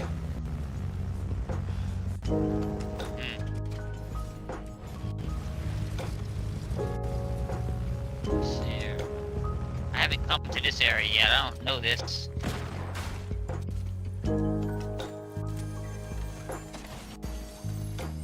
Uh-oh, somebody's here. Yep. Where are you, buddy? Oh, the storm came through already, damn it. It's a platypus. Jesus. Oh no, that Yeah. platypus hits hard. Oh, it's a powerful platypus.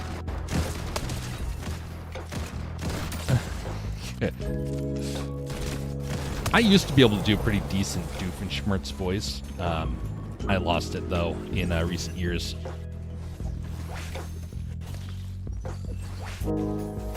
When I was working at Disney, that was one of the things that was brand new, and people were were really enjoying it. Epcot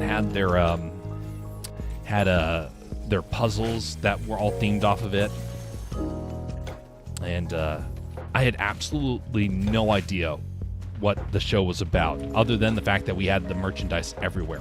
And unlike my coworkers, I actually had an interest in wanting to make sure that I knew what we were selling. So I spent a lot of time watching shows that I'd never seen before in order to get up to date on them. And since we had Perry the Platypus everywhere, I dedicated my time to sitting through Perry. Oh, Phineas and Ferb. Yep. I think it's a good cartoon. I like that cartoon. Wow, a new Disney story.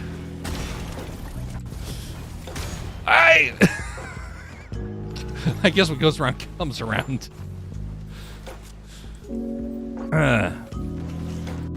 Everybody ever hit with a hammer is probably finding great enjoyment out of seeing it get clobbered like that.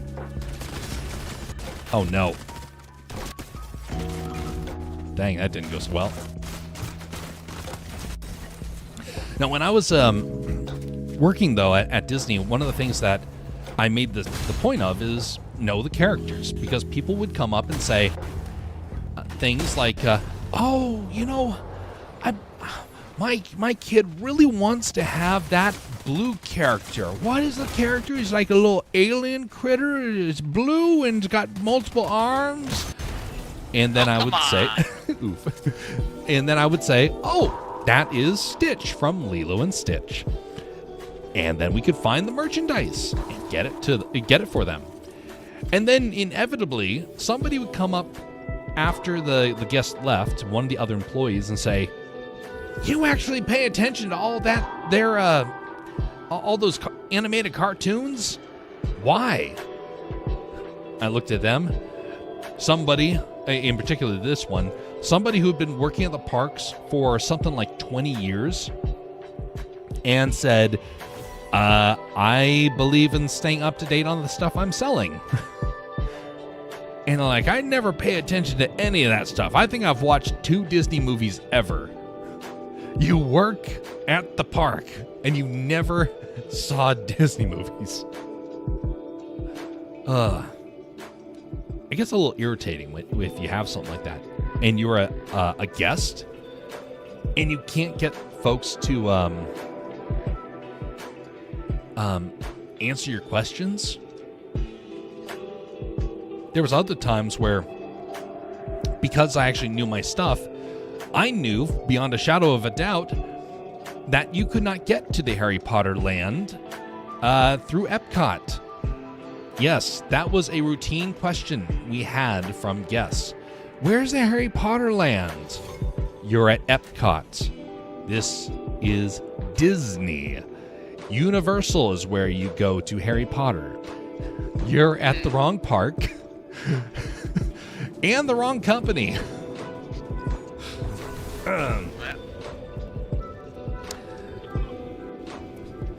But No, not there.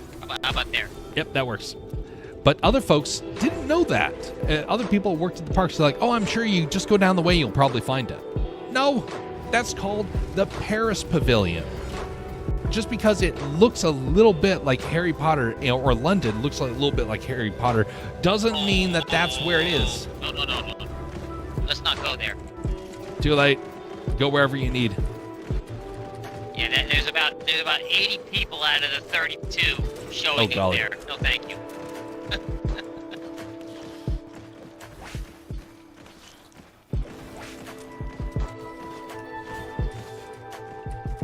Me and my hammer, we're going places. We'll take all these yahoos with us. Surprise, buddy! Oh, clobbered! Smash! Those 80 players are now down to 0. They all killed each other. Nice. Because I saw them as they were coming in. I'm like, oh, no. No, thank you. I'm going to go over here. Indeed. Oh, damn, this thing got caught up in the tree. Come down from that tree.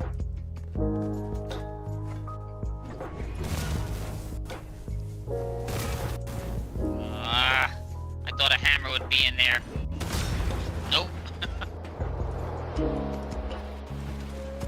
Where are you at? I gotta find you on the map here. I can't find you. There you are.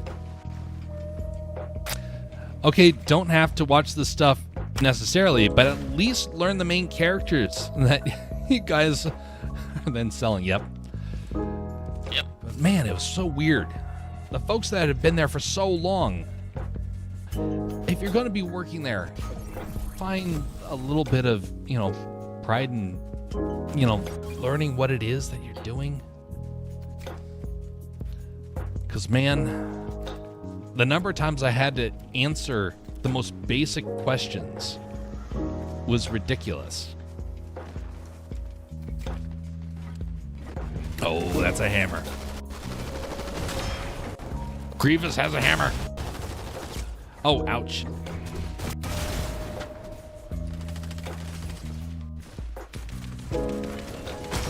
Oh, come on. Oh, my bad. Oh, that was you. That was me. Hell no. No, I took the rift out.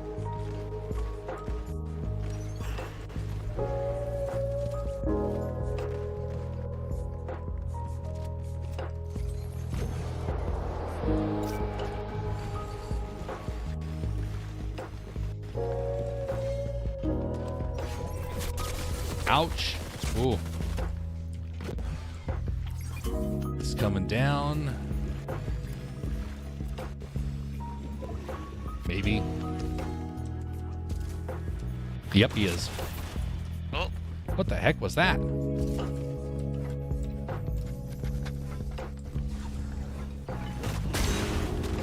Yeah, they're I in got the further in the storm.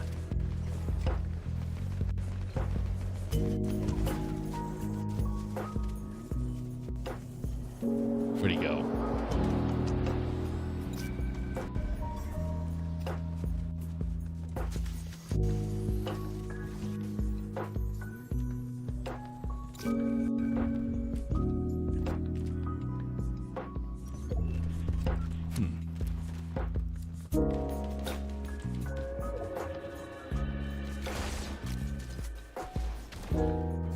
damn it.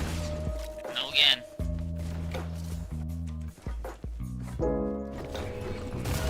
Oh, it's One Punch Man. Nope. Oh, dang. Oof. Nope. Oh, golly. I realized that you're right there, smack dab in the middle of them when I shot, when I smashed that hammer down. Yeah, you put me in a storm.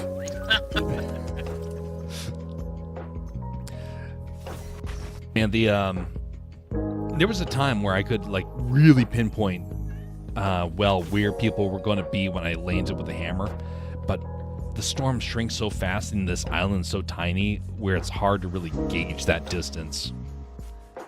Overshooting is super easy right now.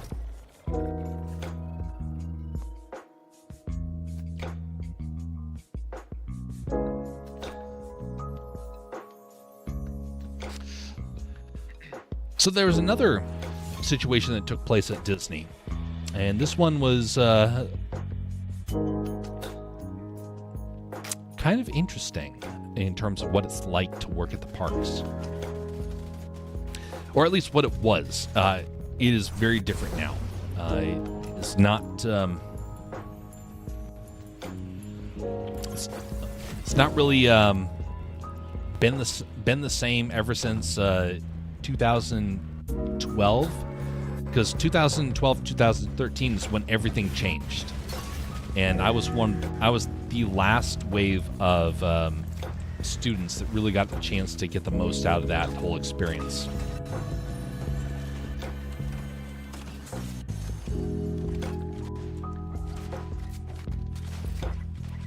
But one of the things that transpired was, oh,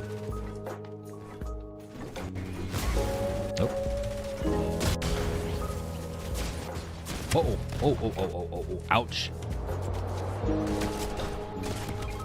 Dang. Oh, God.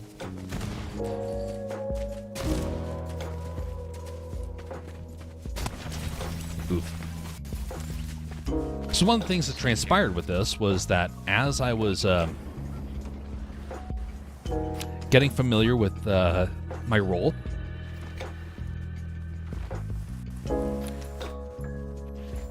I was having a pretty good experience as a whole. But my friend, who had started working there at the same time as me, came in from their shift, and we were at the same park. Never saw each other, but once every, I'd say every 3 weeks or so,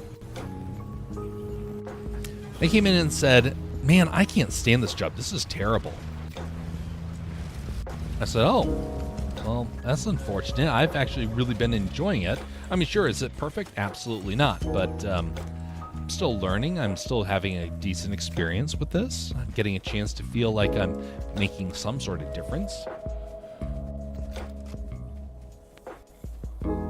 And they started to describe what their experience was. And they were stuck inside of an indoor ride. Oh, yeah. I hate games where I spend the entire game running from the storm.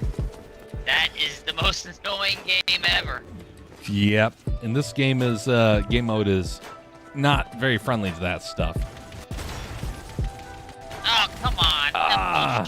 You know, I'm trying not to curse, but god damn it. Oh boy, someone came by and shared some fake news with us. Literally, in the link, it says fake news from Mind Control Mind Program Investigations. Buddy, you have a very weird way of trying to share scam links.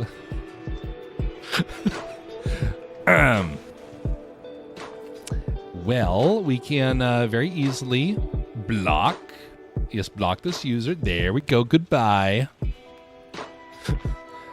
Let's try a regular game mode now that I've got my hammer dose for the evening. Have to try this again later on, but Okay.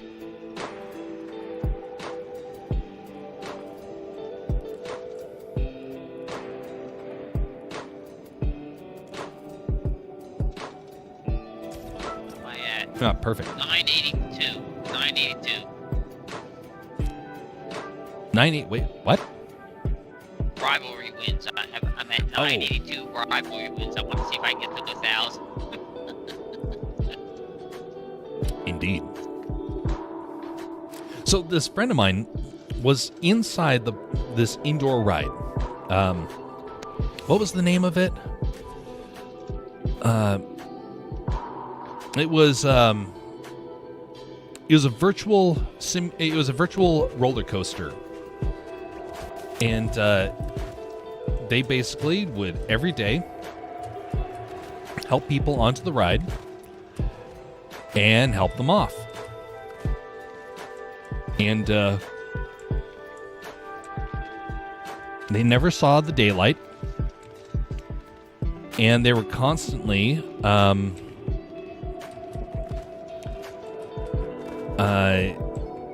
of getting fatigued by the whole experience. And here I was, getting to spend most of my time outdoors, or at least in a sunny room, and interacting and telling stories with guests all the time, and helping them out in their vacation. And they're like, I am so envious of your position. And I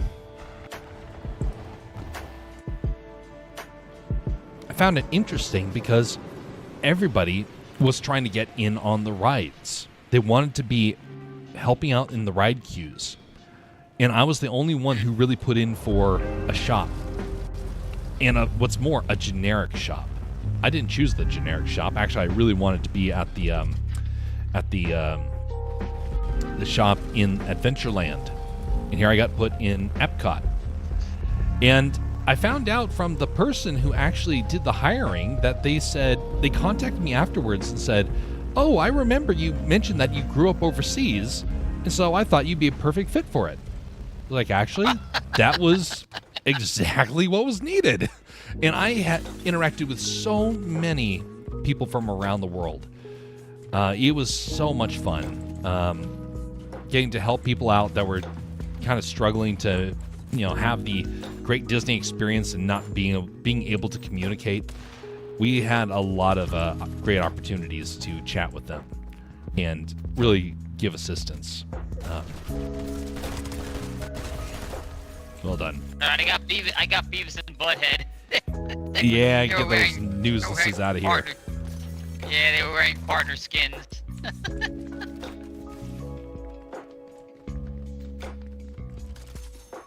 Oh, my bad, I didn't mean to steal that from you. Nope. That's perfectly fine. I did not need that. You're okay. Actually, just wanted the cable. Why can't I pick up the cable? Oh, I already have one. Okay.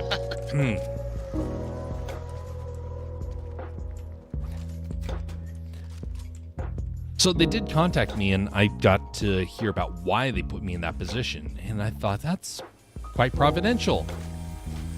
And if I had a choice, I probably would have wanted to be working a ride. But I wouldn't have had any reason for it. Other than, rides are fun. But the shop ended up being great, and what's more, being an out-of-the-way shop that was still smack dab in the middle of the park. That gave me all the foot traffic, and gave me the kind of the pace in which you could be of assistance the most. If I was working at one of the other shops, I would have been under immense stress to try and, do everything at a very fast pace to get it all done. And here we were allowed to kind of be go about it leisurely. I got to wrangle snakes. I got to deal with drunk fist fights. I got to do all that stuff. And because I was in a position that allowed for me to take things at a bit slower pace. Cool. What? Oh, I missed him. got him. I got him. Good. Get rid of that Power Ranger. Oh, there's their buddy. His buddy doesn't know how to avoid the car in the same way that he did. Oh, we gotta get out of the car. Get out of the car. Get out of the car. Yeah. Lovely. Well done. Look, you get a scroll. Yes, that's what we were securing. They killed our rival, so I just secured that. That's all.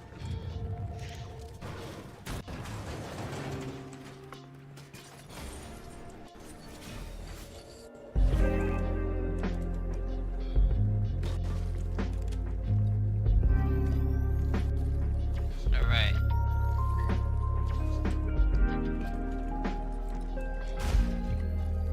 Oh, 2 registers. Nice. Lots of money. You thief. Money, money, money. Money, money, money by the pound. That's another classic. Yeah. I love the songs of Pete's Dragon. Especially, I especially love Helen Reddy's Candle on the Water. It's a great song. It's a great song.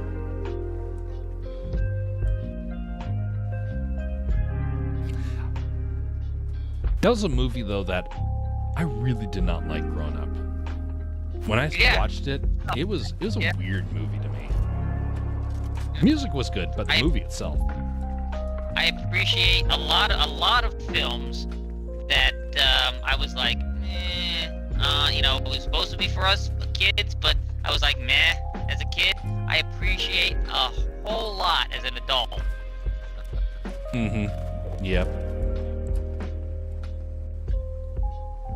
One of the movies that my mother was always baffled that I didn't like was Jungle Book. Because all the other little boys liked Jungle Book. And then there was me, who did not have much fondness for the story, and she couldn't really figure it out. And I myself didn't really know how to communicate that at the time. And a lot of it, there's some weird elements of that story. Yeah. What did you think? Jungle Book was okay. Jungle Book was okay. It was not great. Oh God! More fire! More fire! More fire!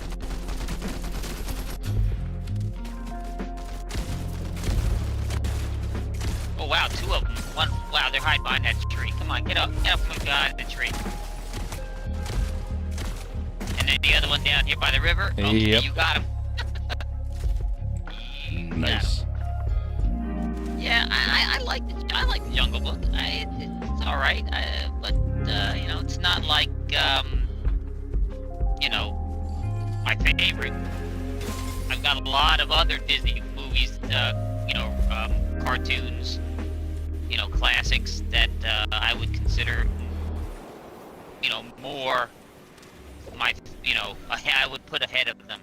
I would put Robin Hood ahead of it. I would put, well, definitely my favorite, obviously, Little Mermaid, Aladdin, you know, a lot.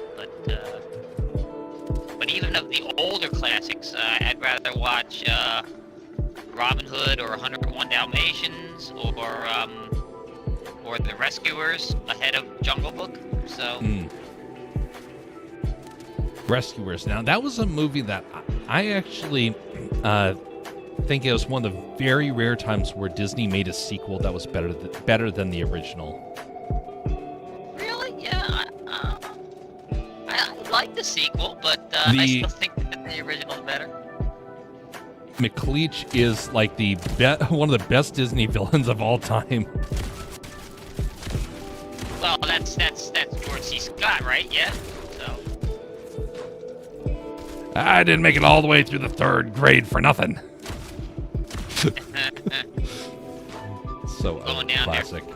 Taking Same. the line down.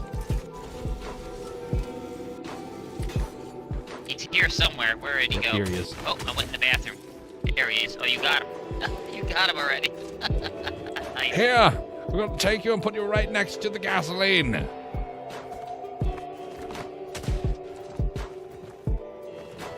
Come back here. Just fine. Stick with us. just short. Just short. I need like. What do I We'll need, help you find your 150 friend. gold? Where is your friend? I'm gonna go return you. Is there any more gold? There around you here? go. Your friend's right there. Here. You forgot this. This person's holding on a long time. I would have thought that their health would have gone out by now. Oh, there's 2 of them down there. Just watch out! Watch out! Watch out! All right. They are aim button. Be careful. All right. Let's just pull on back entirely. Oh, look, there's a car over here. Okay, finally that person let go. Uh-oh. That's a lot of people. That's a lot of people. Yes, there are. I think 3 teams showed up there. There we go. I got 2 of them. I don't know what happened to the other ones. I guess you got them. Yeah, they got each other. Oh, there's Oh, another guy nice. up on the cliff. Yep. Well, he's not as good as he's not aimbot like the other ones were. Well, he's coming on in.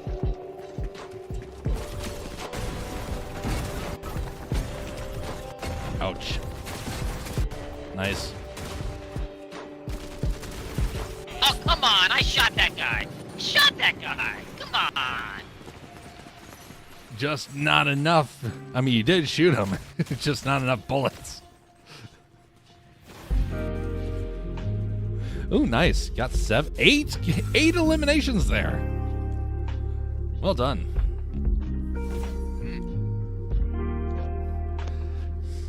I got Yep. 7. No. You got 8. One more happened there. So the guy didn't get revived. So you got that elimination. It only gives me 7 here on the board. Well, that's weird because yeah, on the playback, it shows you as at least on my side, it shows getting 8. Oh. But so the thing I couldn't stand about Jungle Book, and I didn't know this at the time, it was the lack of compelling narrative. If I was to ask you what was the plot line of Jungle Book, what would it be? It was just the development of Mogwai. That's all. See, for me as a kid, even though I was young, I was like, there's got to be more to this. And so I got bored of the story. And so it kind of felt a little bit like kind of like a fever dream where there's supposed to, where things are happening around you, but you can't really put a value onto it in the same way as when you have all your senses about you. It felt like that to me as a kid. And so I liked stories that had a deep plot to them, even when I was young.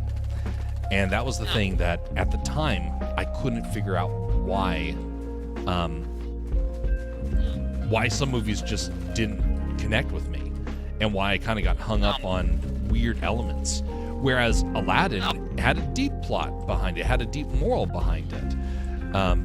Tarzan, same sort of thing. But see, the Jungle Book was all about Mogwai's journey from being a member of the animal kingdom to being back with the humans. That was the whole thing.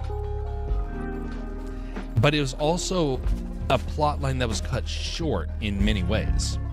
To a kid, that just sounded it didn't connect the same way. And I watched it again as an adult. I was like, man, this is a weak story. And that was when I noticed that was the thing that always kind of bothered me about it, is that I felt like there was something missing in the story, and I couldn't tell what it was.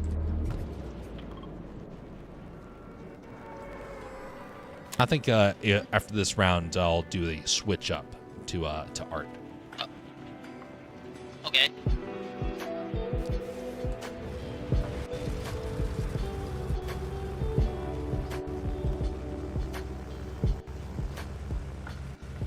I came in too high.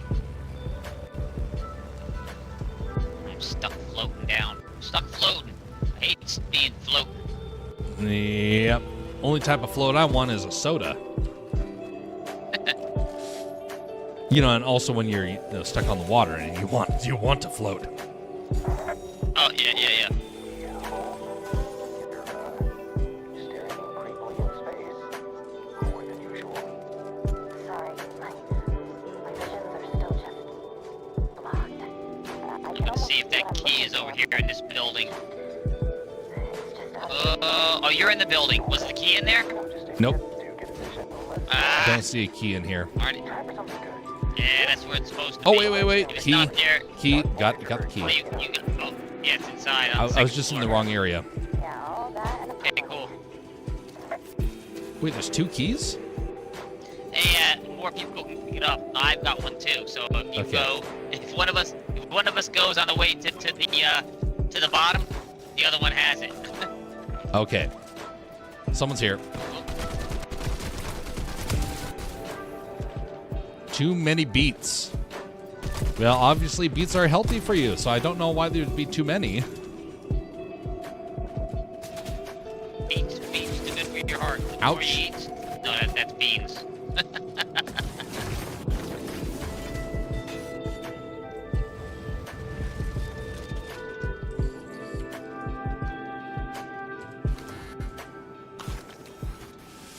Dang, that hurt.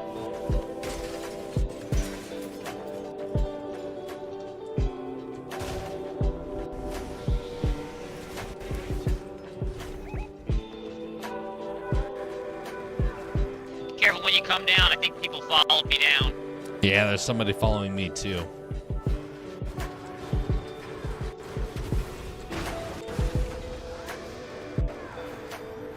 Ooh, what the heck? Oh, here. You know what? Here, you take them. No, you found it. No. Go ahead. You take them. All I'll right. take the other one.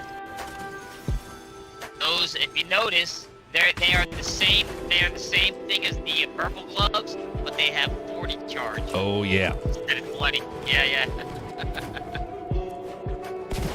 nice. Oh, Almost set you like to the end of the bazooka? game. I don't- Yep, I'm You a like the fan of the cannon? bazooka. Okay, there you go. Yeah, I've had Still needs those more help. I've had those 40 charge gloves before, so I figured, I don't know if you've ever had them before. Nope. Yeah, it's fun because you don't have to worry about running out of charge. I've never run out of charge when I've had them.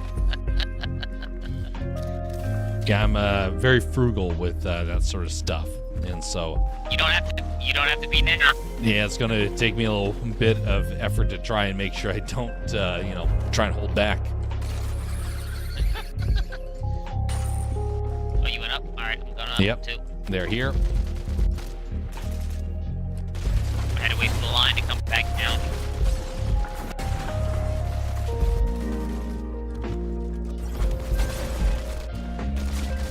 Oh, you still got a charge. Sorry, not a charge, but a cooldown. Yeah. Right, someone else is here. shit. Yep. Coming for you. Run. Oh, come on. They weren't even aiming at me when they shot. That's when I know that's bullshit. Bull donkeys. All right. Well, since that was an early round, that's where we do the reset because it wasn't a full round. A full round basically means we have to get to the mid to late game, and otherwise it just becomes a redo. Yeah. Um. Yeah.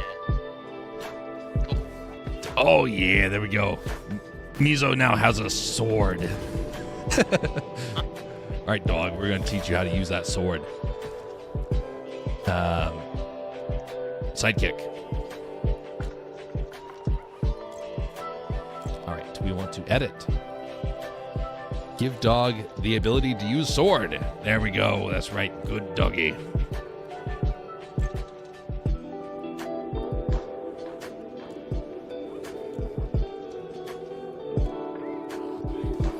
How do we get the dog to use that?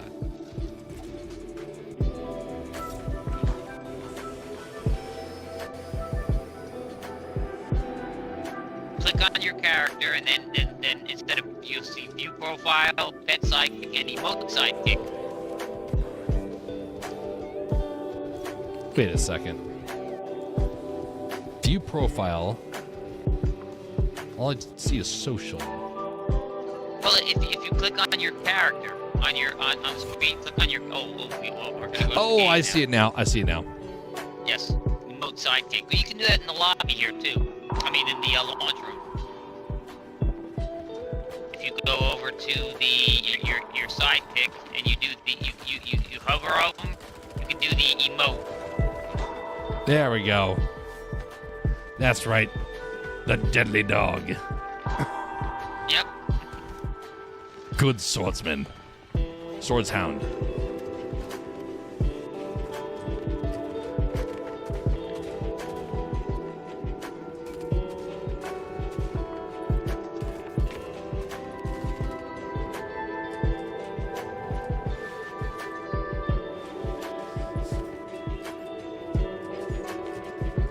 Alrighty.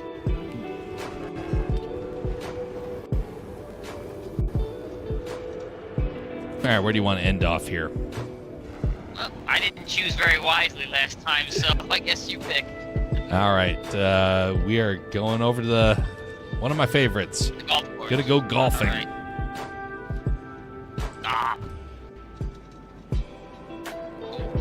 About 30 people jumped off at the same time I did. Hopefully they go in another direction.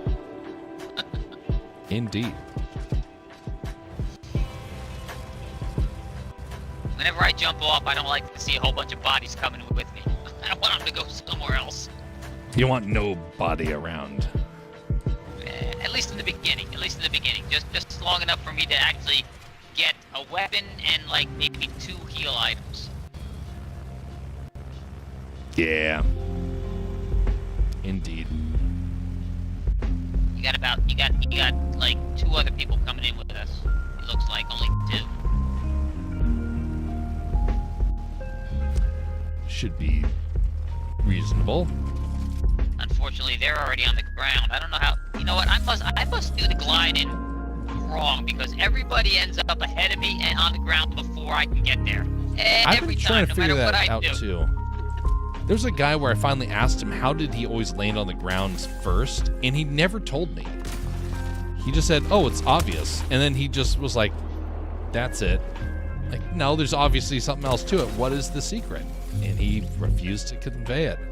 I tried finding it online, and no one talks about it clear enough. So I've heard people say all sorts of things that don't seem to work. I get a feeling that some people have some way to cheat the system. Yeah. But it's amazing how many people seem to know this. Yeah.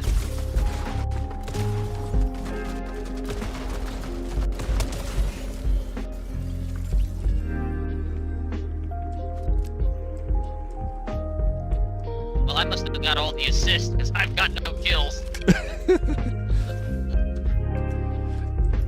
Yeah, I seem to have gotten all these eliminations so far.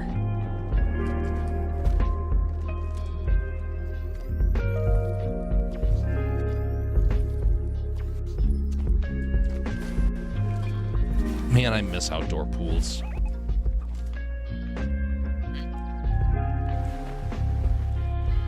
Sadly, a lot of outdoor pools have really become a bit hazardous to be in. But man, during the 90s and the early 2000s, there's a lot of great swimming pools we got to go to. And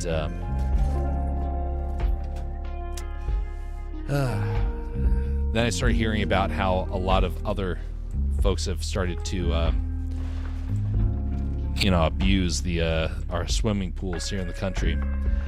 And then I started realizing, I don't really want to go to just the average pool. I want to go to professional ones where they, take care of it. Yep. Oh, I won't go to a public pool. I don't know.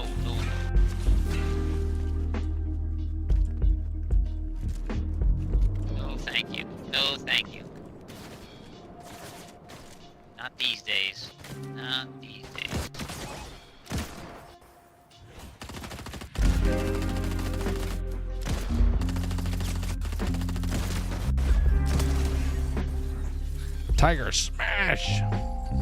Yeah.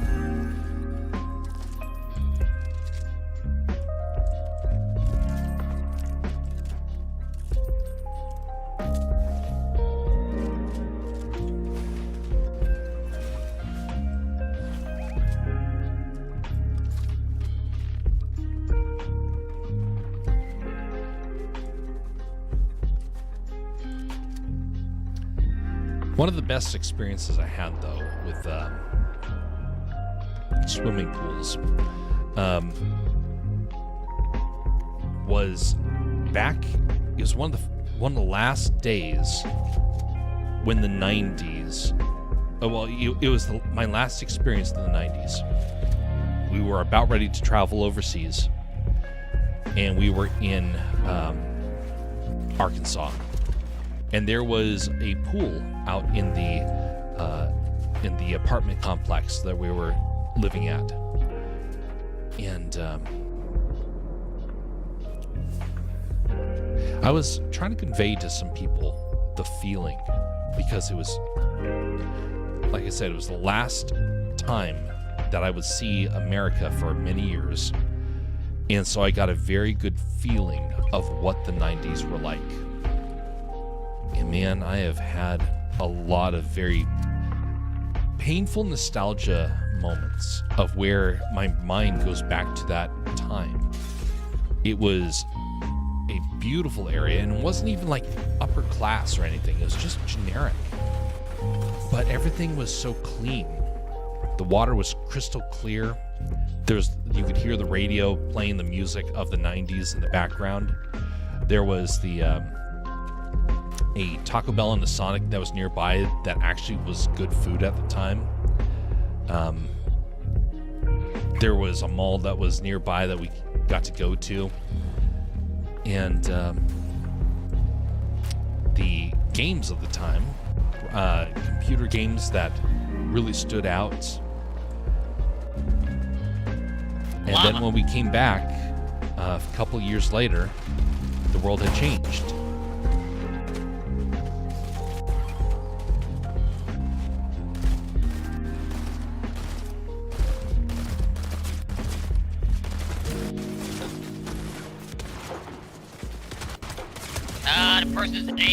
The person is an aimbotter. Be careful.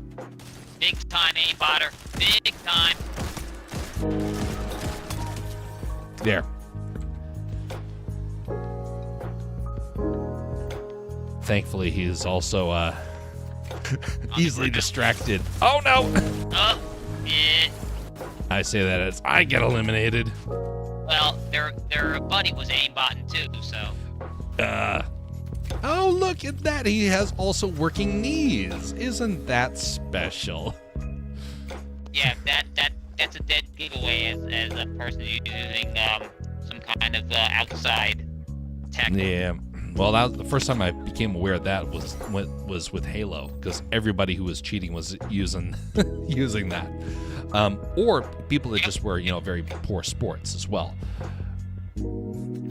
But anyway, I'm going to do the shift over now to artwork. Much appreciated for joining in, West. Always a pleasure. Very cool. Yep. Thank you. I appreciate it. All right. All right. Have a good night. Same to you. Let's see this right here.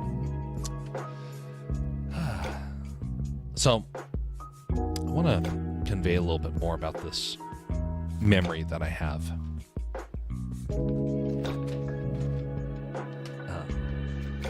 But I'm going to get something to drink before I continue, because this thought will get a little long. And of course, the reason why we stream is to ramble.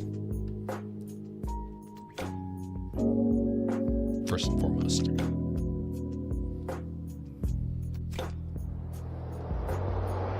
Let's get Clip Paint Studio started, and then I'll go get some water.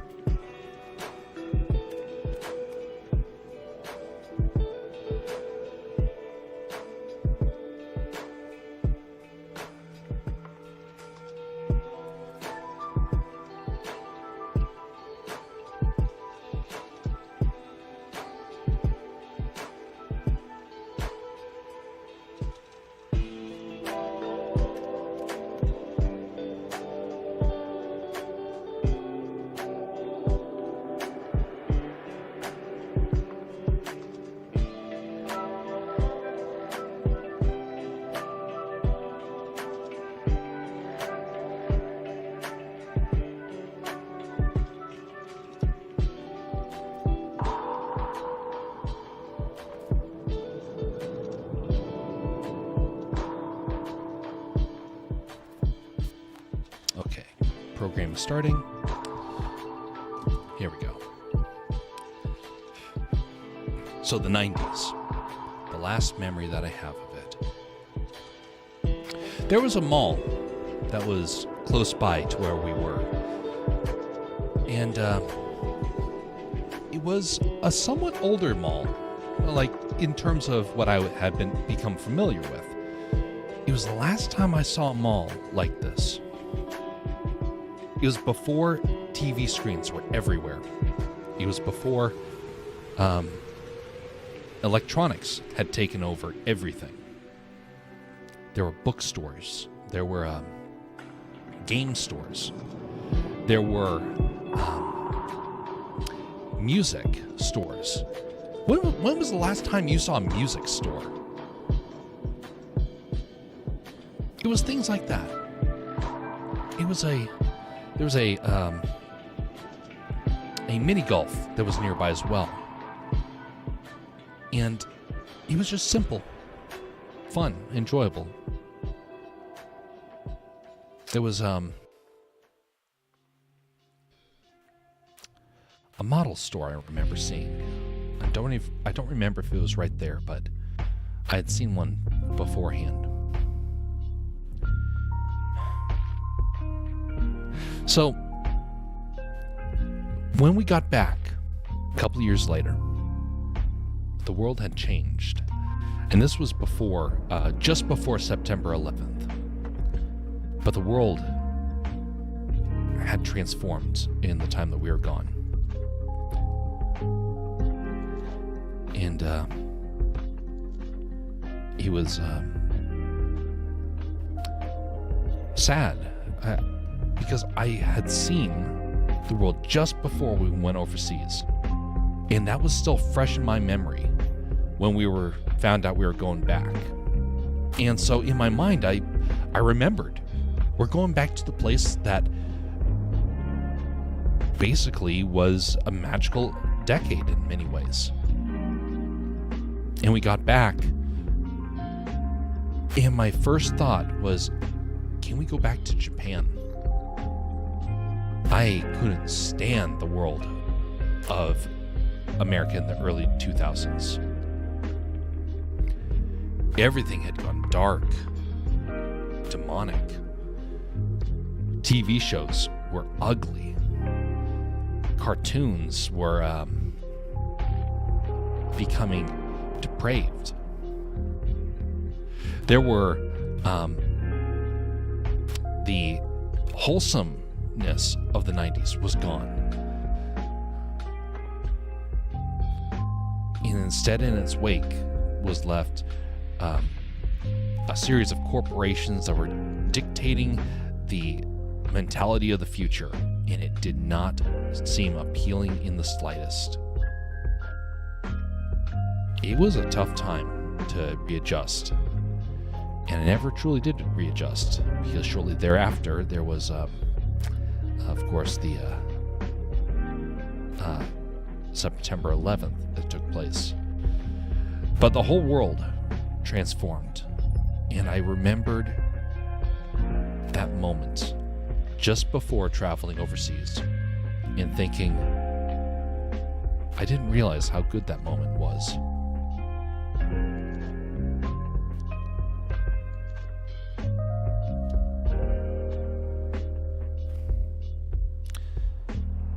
I once made an ambient sound where I tried to capture all the elements of that era, and then I closed my eyes and just listened to it.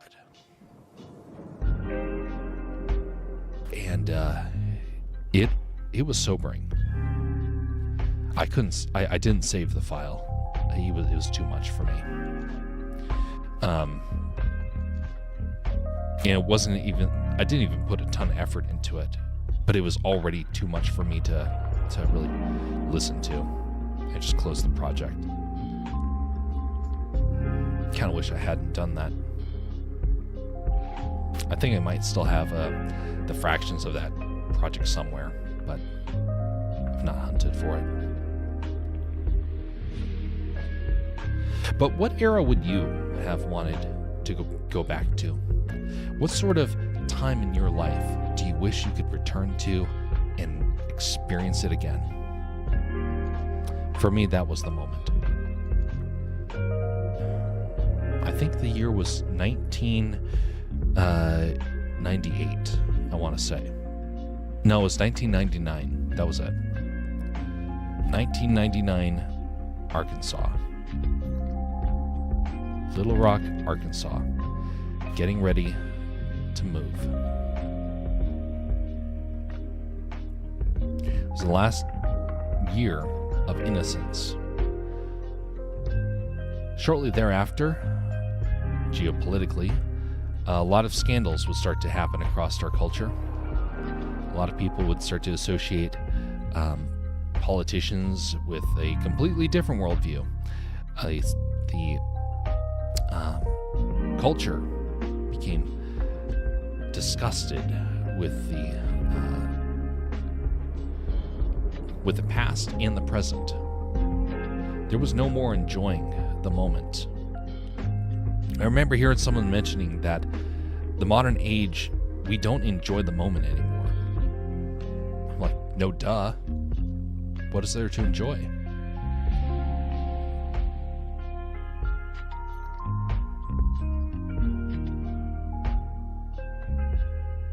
Now, there are things to find goodness in, are things to enjoy, but it's not ever going to truly be what it was back then. I need to get my pattern down here. Okay, that's what I need.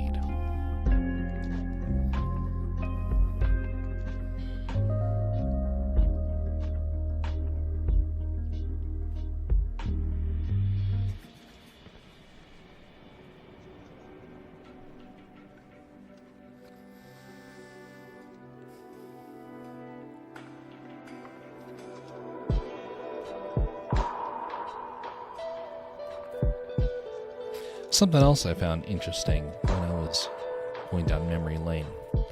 I don't have a lot of really. I didn't have friend circles growing up. I used to think I did, and I realized after I got to college that no, I didn't. But I did have strong family ties, and that was the thing that kind of filled that void of friendship. But I remember very specifically a moment in my youth when I suddenly realized what it was to have friends. It was in the 90s, and well,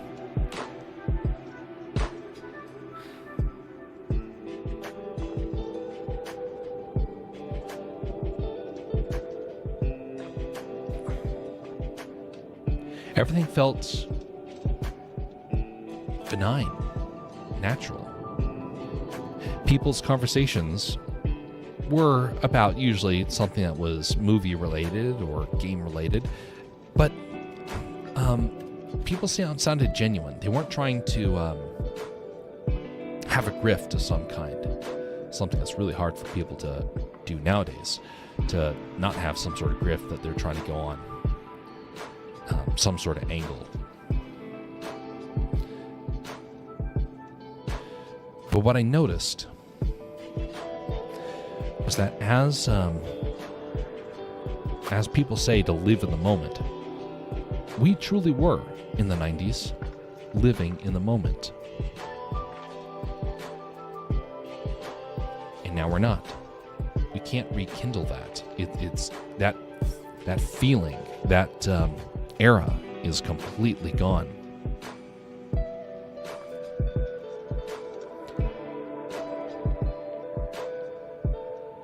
Even now, if I wanted to live in the moment, just take things easy, it's impossible for me. My mind is all over the place now. There's concerns, there's projects, there's everything is now time-consuming to a degree that we never had to worry about in the 90s. The pressure the urgency.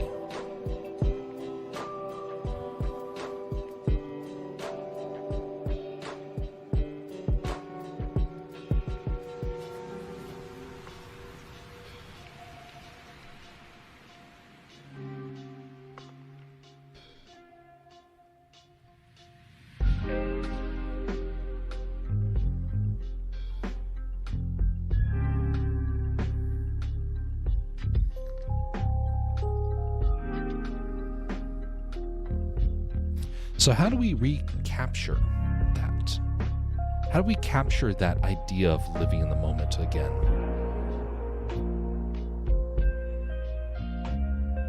One of the things we can do, stop using our cell phones constantly, engage people in the real world. There's an old man that I saw recently. He was sitting by himself, just staring. I have seen him multiple times, and I've never once seen him with a friend. I need to probably reach out sometime. But I find it interesting that I've seen multiple people in that boat, of where they know that times have changed, and there they are, just sitting, living in a memory. Kind of look at my life and realize it's probably going to be me someday, especially when it comes to something like remembering the good times.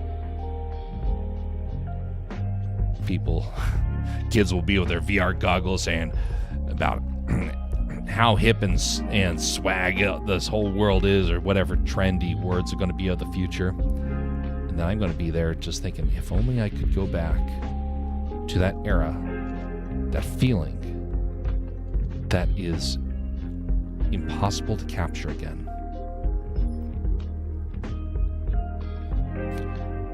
Now, it's not entirely true. It can't be captured again.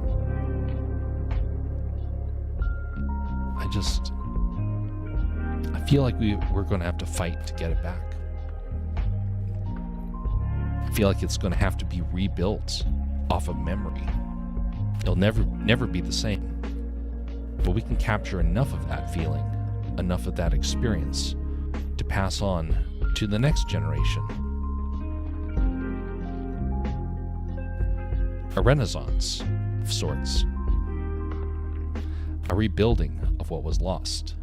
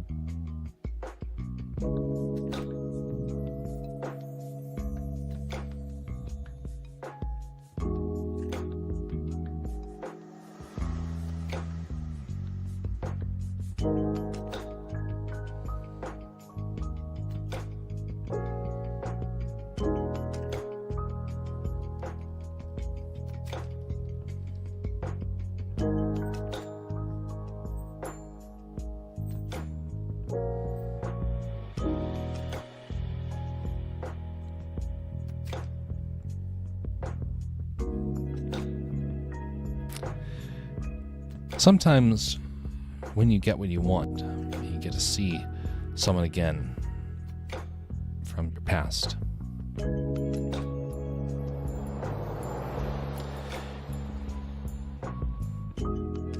Sometimes it's better to only have their memory. There was a guy that I used to think, boy, if only I could meet him again. because I had so many great memories from childhood of him. Then I met him again. And you know what? It was the most awkward moment, and I regretted ever seeing him again. It would have been better if the memory had been all that I had. Because you know what?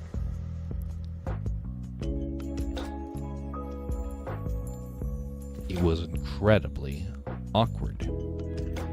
And you could tell he was very uncomfortable with the idea of seeing someone from the old days. I found that weird and fascinating. More fascinating as time has gone on. Because people have brand new lives. They have when they move on. They have new friends. They have new hobbies. And then when you try and rekindle it, it just falls flat on its face.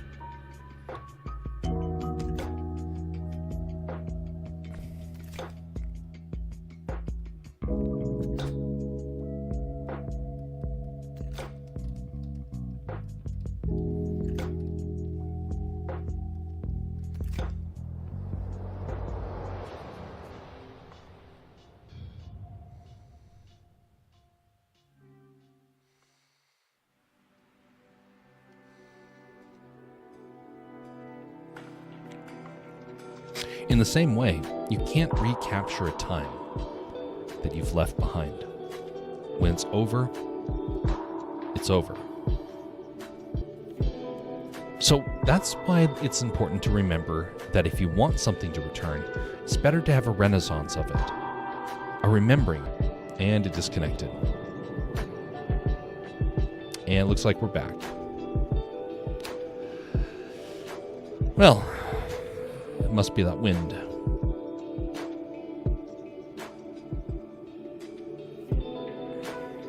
By the way, thanks folks for anybody who has stuck around or who has tuned in or will tune in. If you found something of merit, hit that like button. And if you didn't like anything that's going on here, feel free to dislike it. But also try and mention what it is that you're not a fan of. And I'll try and accommodate as best as possible moving forward.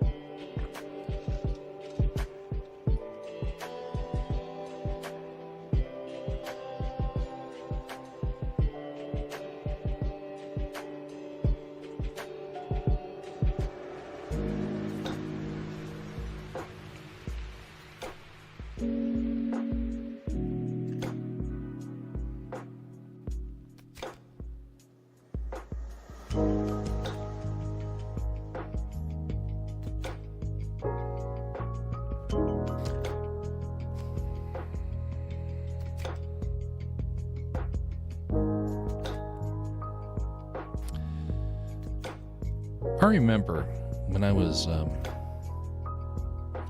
younger, I was trying to capture a feeling that I had of a TV show that I only got to see a few clips of. Kind of thinking about this idea of going back and having a renaissance. What did that not take? Here we go. So the Renaissance.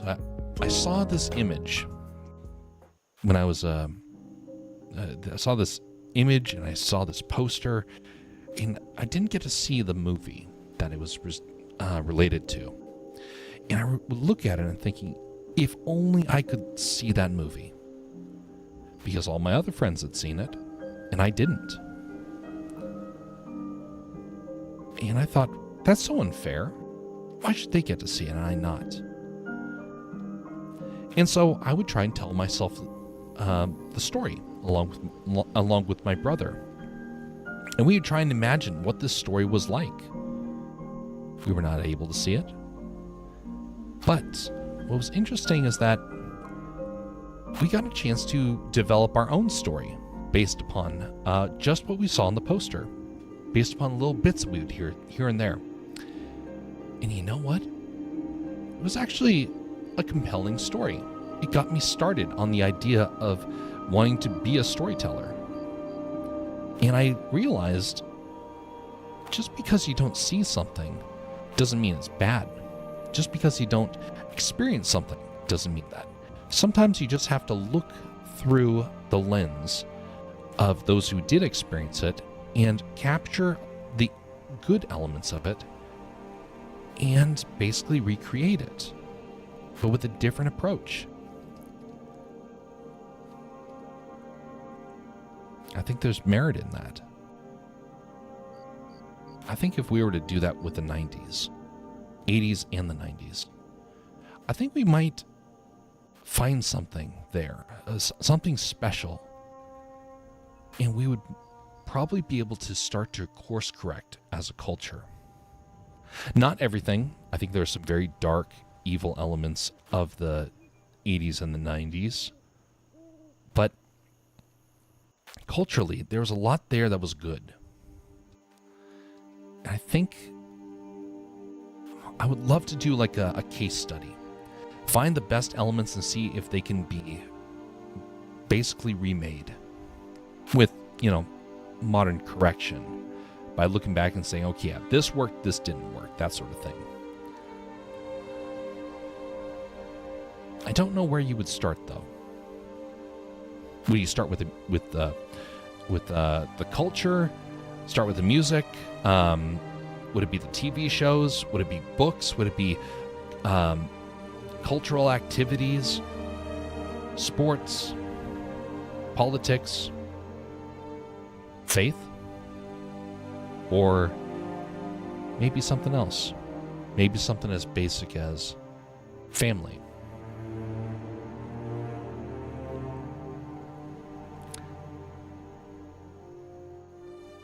Maybe reaching out to your neighbors again.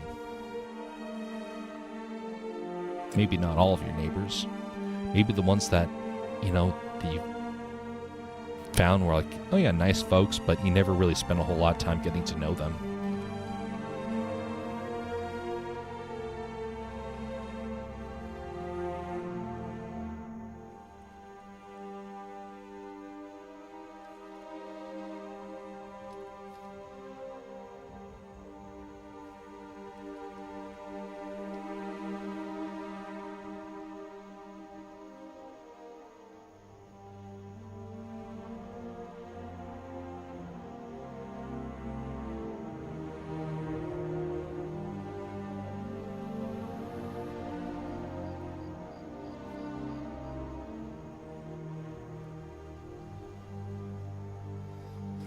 By the way, this is one of the reasons why I've actually we won't go there. It's that goes to a little further in down the trail that I want to take just yet.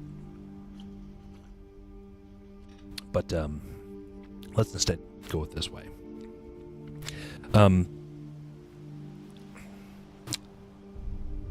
if I was to try and distill one of the things that I saw disappear immediately in the 90s when we got to the 2000s, I would have to say the number one thing that I saw change was the neighborhood. After the year 2000 hit, neighborhoods died. Almost literally. Fear began to take over. People didn't feel safe in their communities. And people didn't say, "Oh yeah, that's Terry's kid," or something like that. They couldn't look out and identify who was even on their street anymore. People moved too much. I would have people stop moving so much. And I say that with a little bit of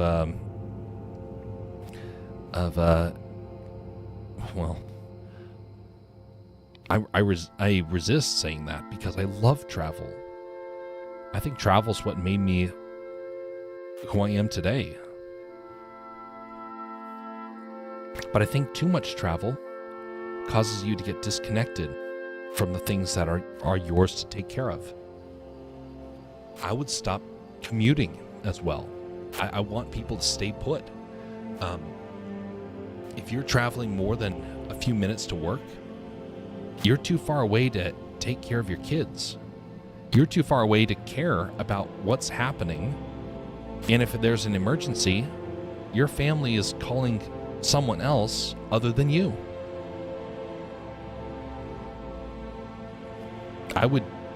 Those are two things I would immediately change, because I think those became a huge issue in the early 2000s.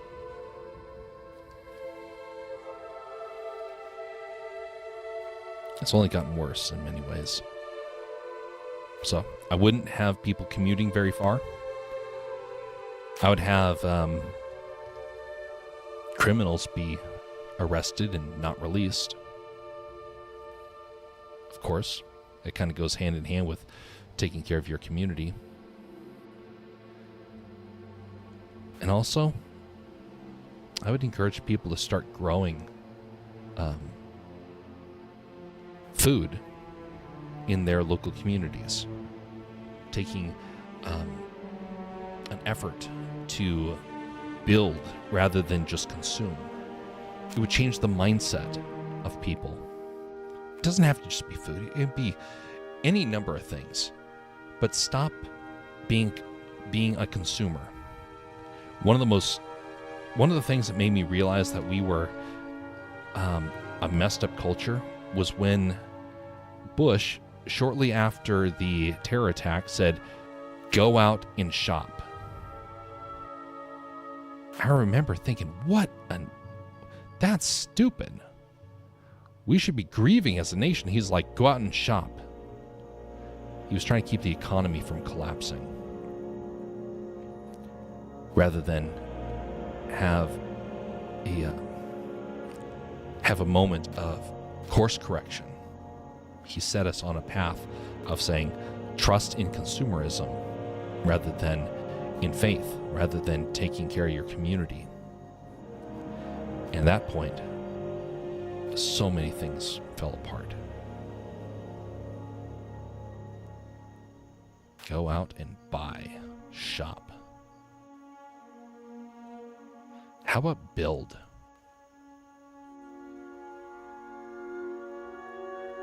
I wanted to experiment with t-shirts. And rather than buy a screen printer, I decided to build one. It took way more money and effort than I wanted it to, but you know what? I now have a skill set. A skill set that up until then I just kind of had theoretically. Can I build stuff with wood that's functional? I've always thought, yeah, of course. And I didn't realize I kind of do. I don't truly have it. And so I had to, in a sense, prove it. Like, do I have the skill? Find something like that. Build your skill. Become better at it.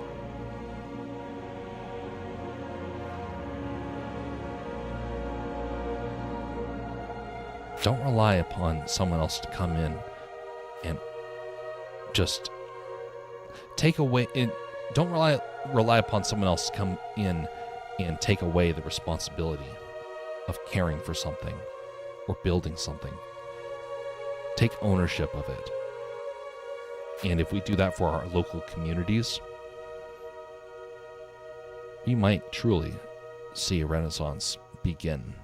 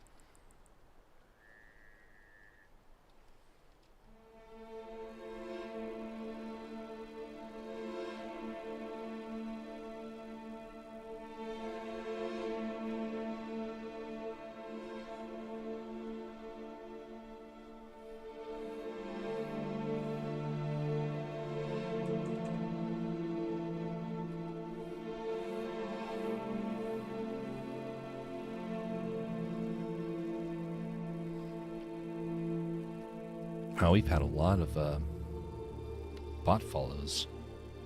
Saw a notice of the number of bots that have just been removed on Twitch. That's a substantial amount.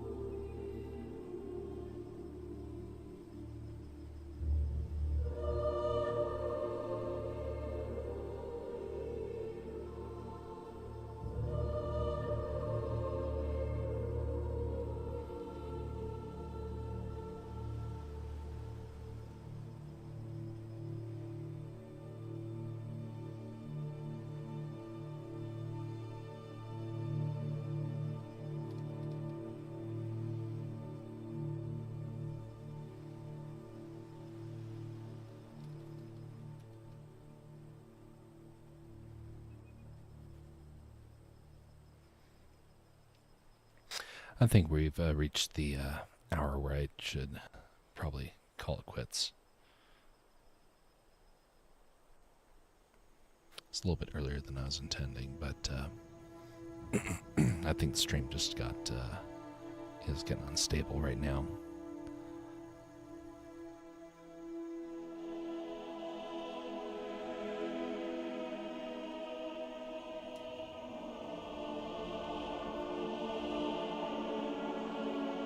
A lot of vehicles driving outside. It's weird.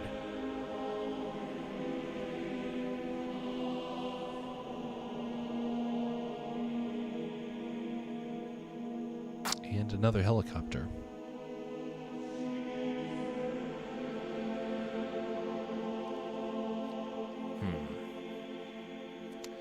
It does seem suggestive.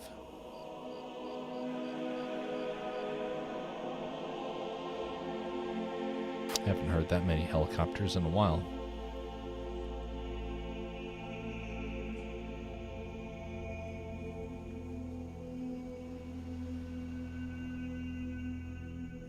Once we finish this tree, we'll be calling it quits.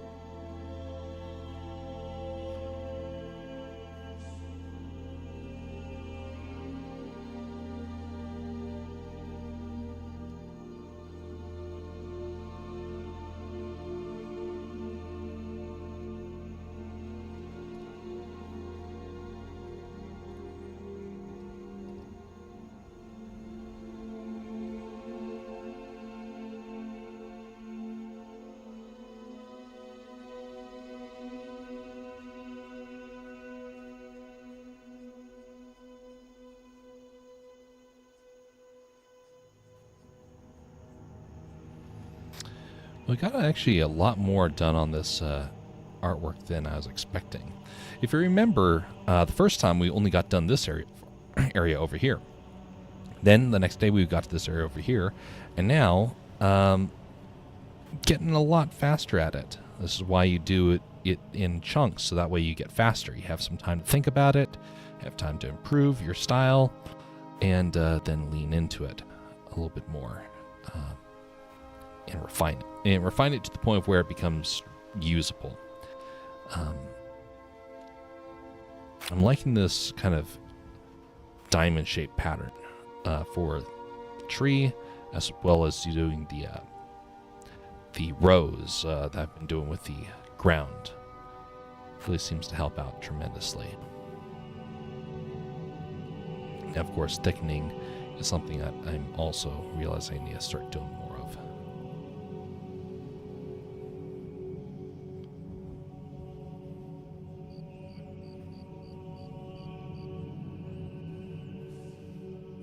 By the way, this diamond pattern actually is found in trees.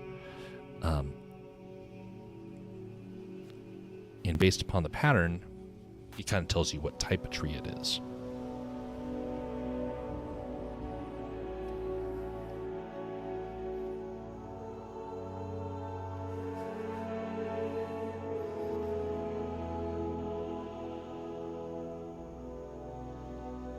I think that's another helicopter.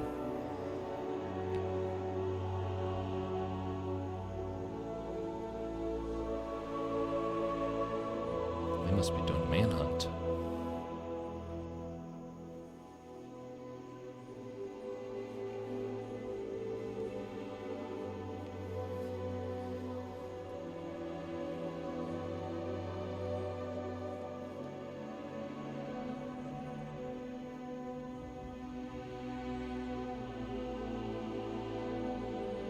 I think also going with a boulder brush is probably going to be better, because if you notice the other one, I've been doing thin lines, and I think I'm getting confident enough to where I can start going thicker lines. I should have been going thicker lines from the beginning, but I was trying to get a feel for it, and so thus I was being very careful with it. But I'm thinking with the background, I definitely need to go with, we'll go with a 7. A 7 is probably going to be best, because that will give us enough thickness to really quickly fill in a lot of stuff and keep it darker, which is something I've been struggling with.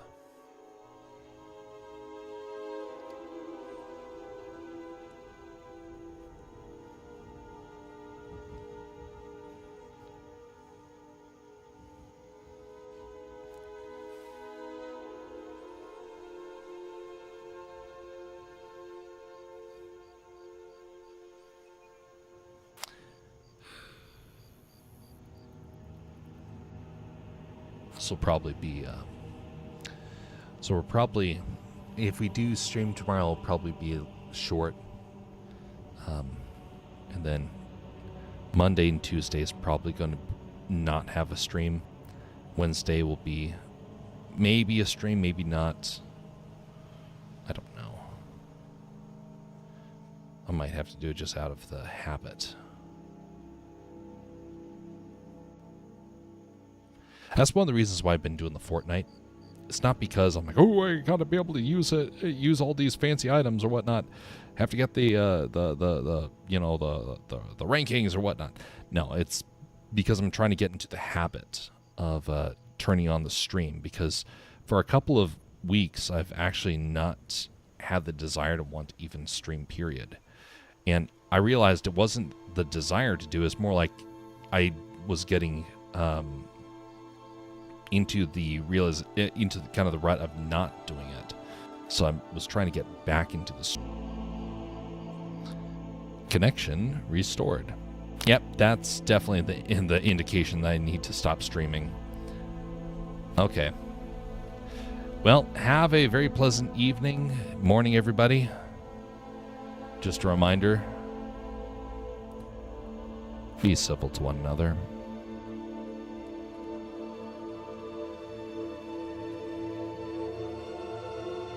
We need that more than ever.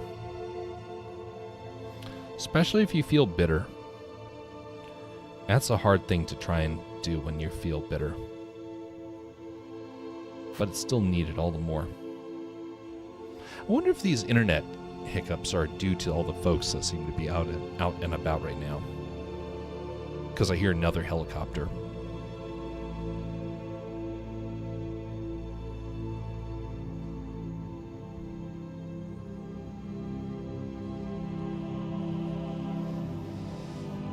Okay, well, we're going to call it there, folks.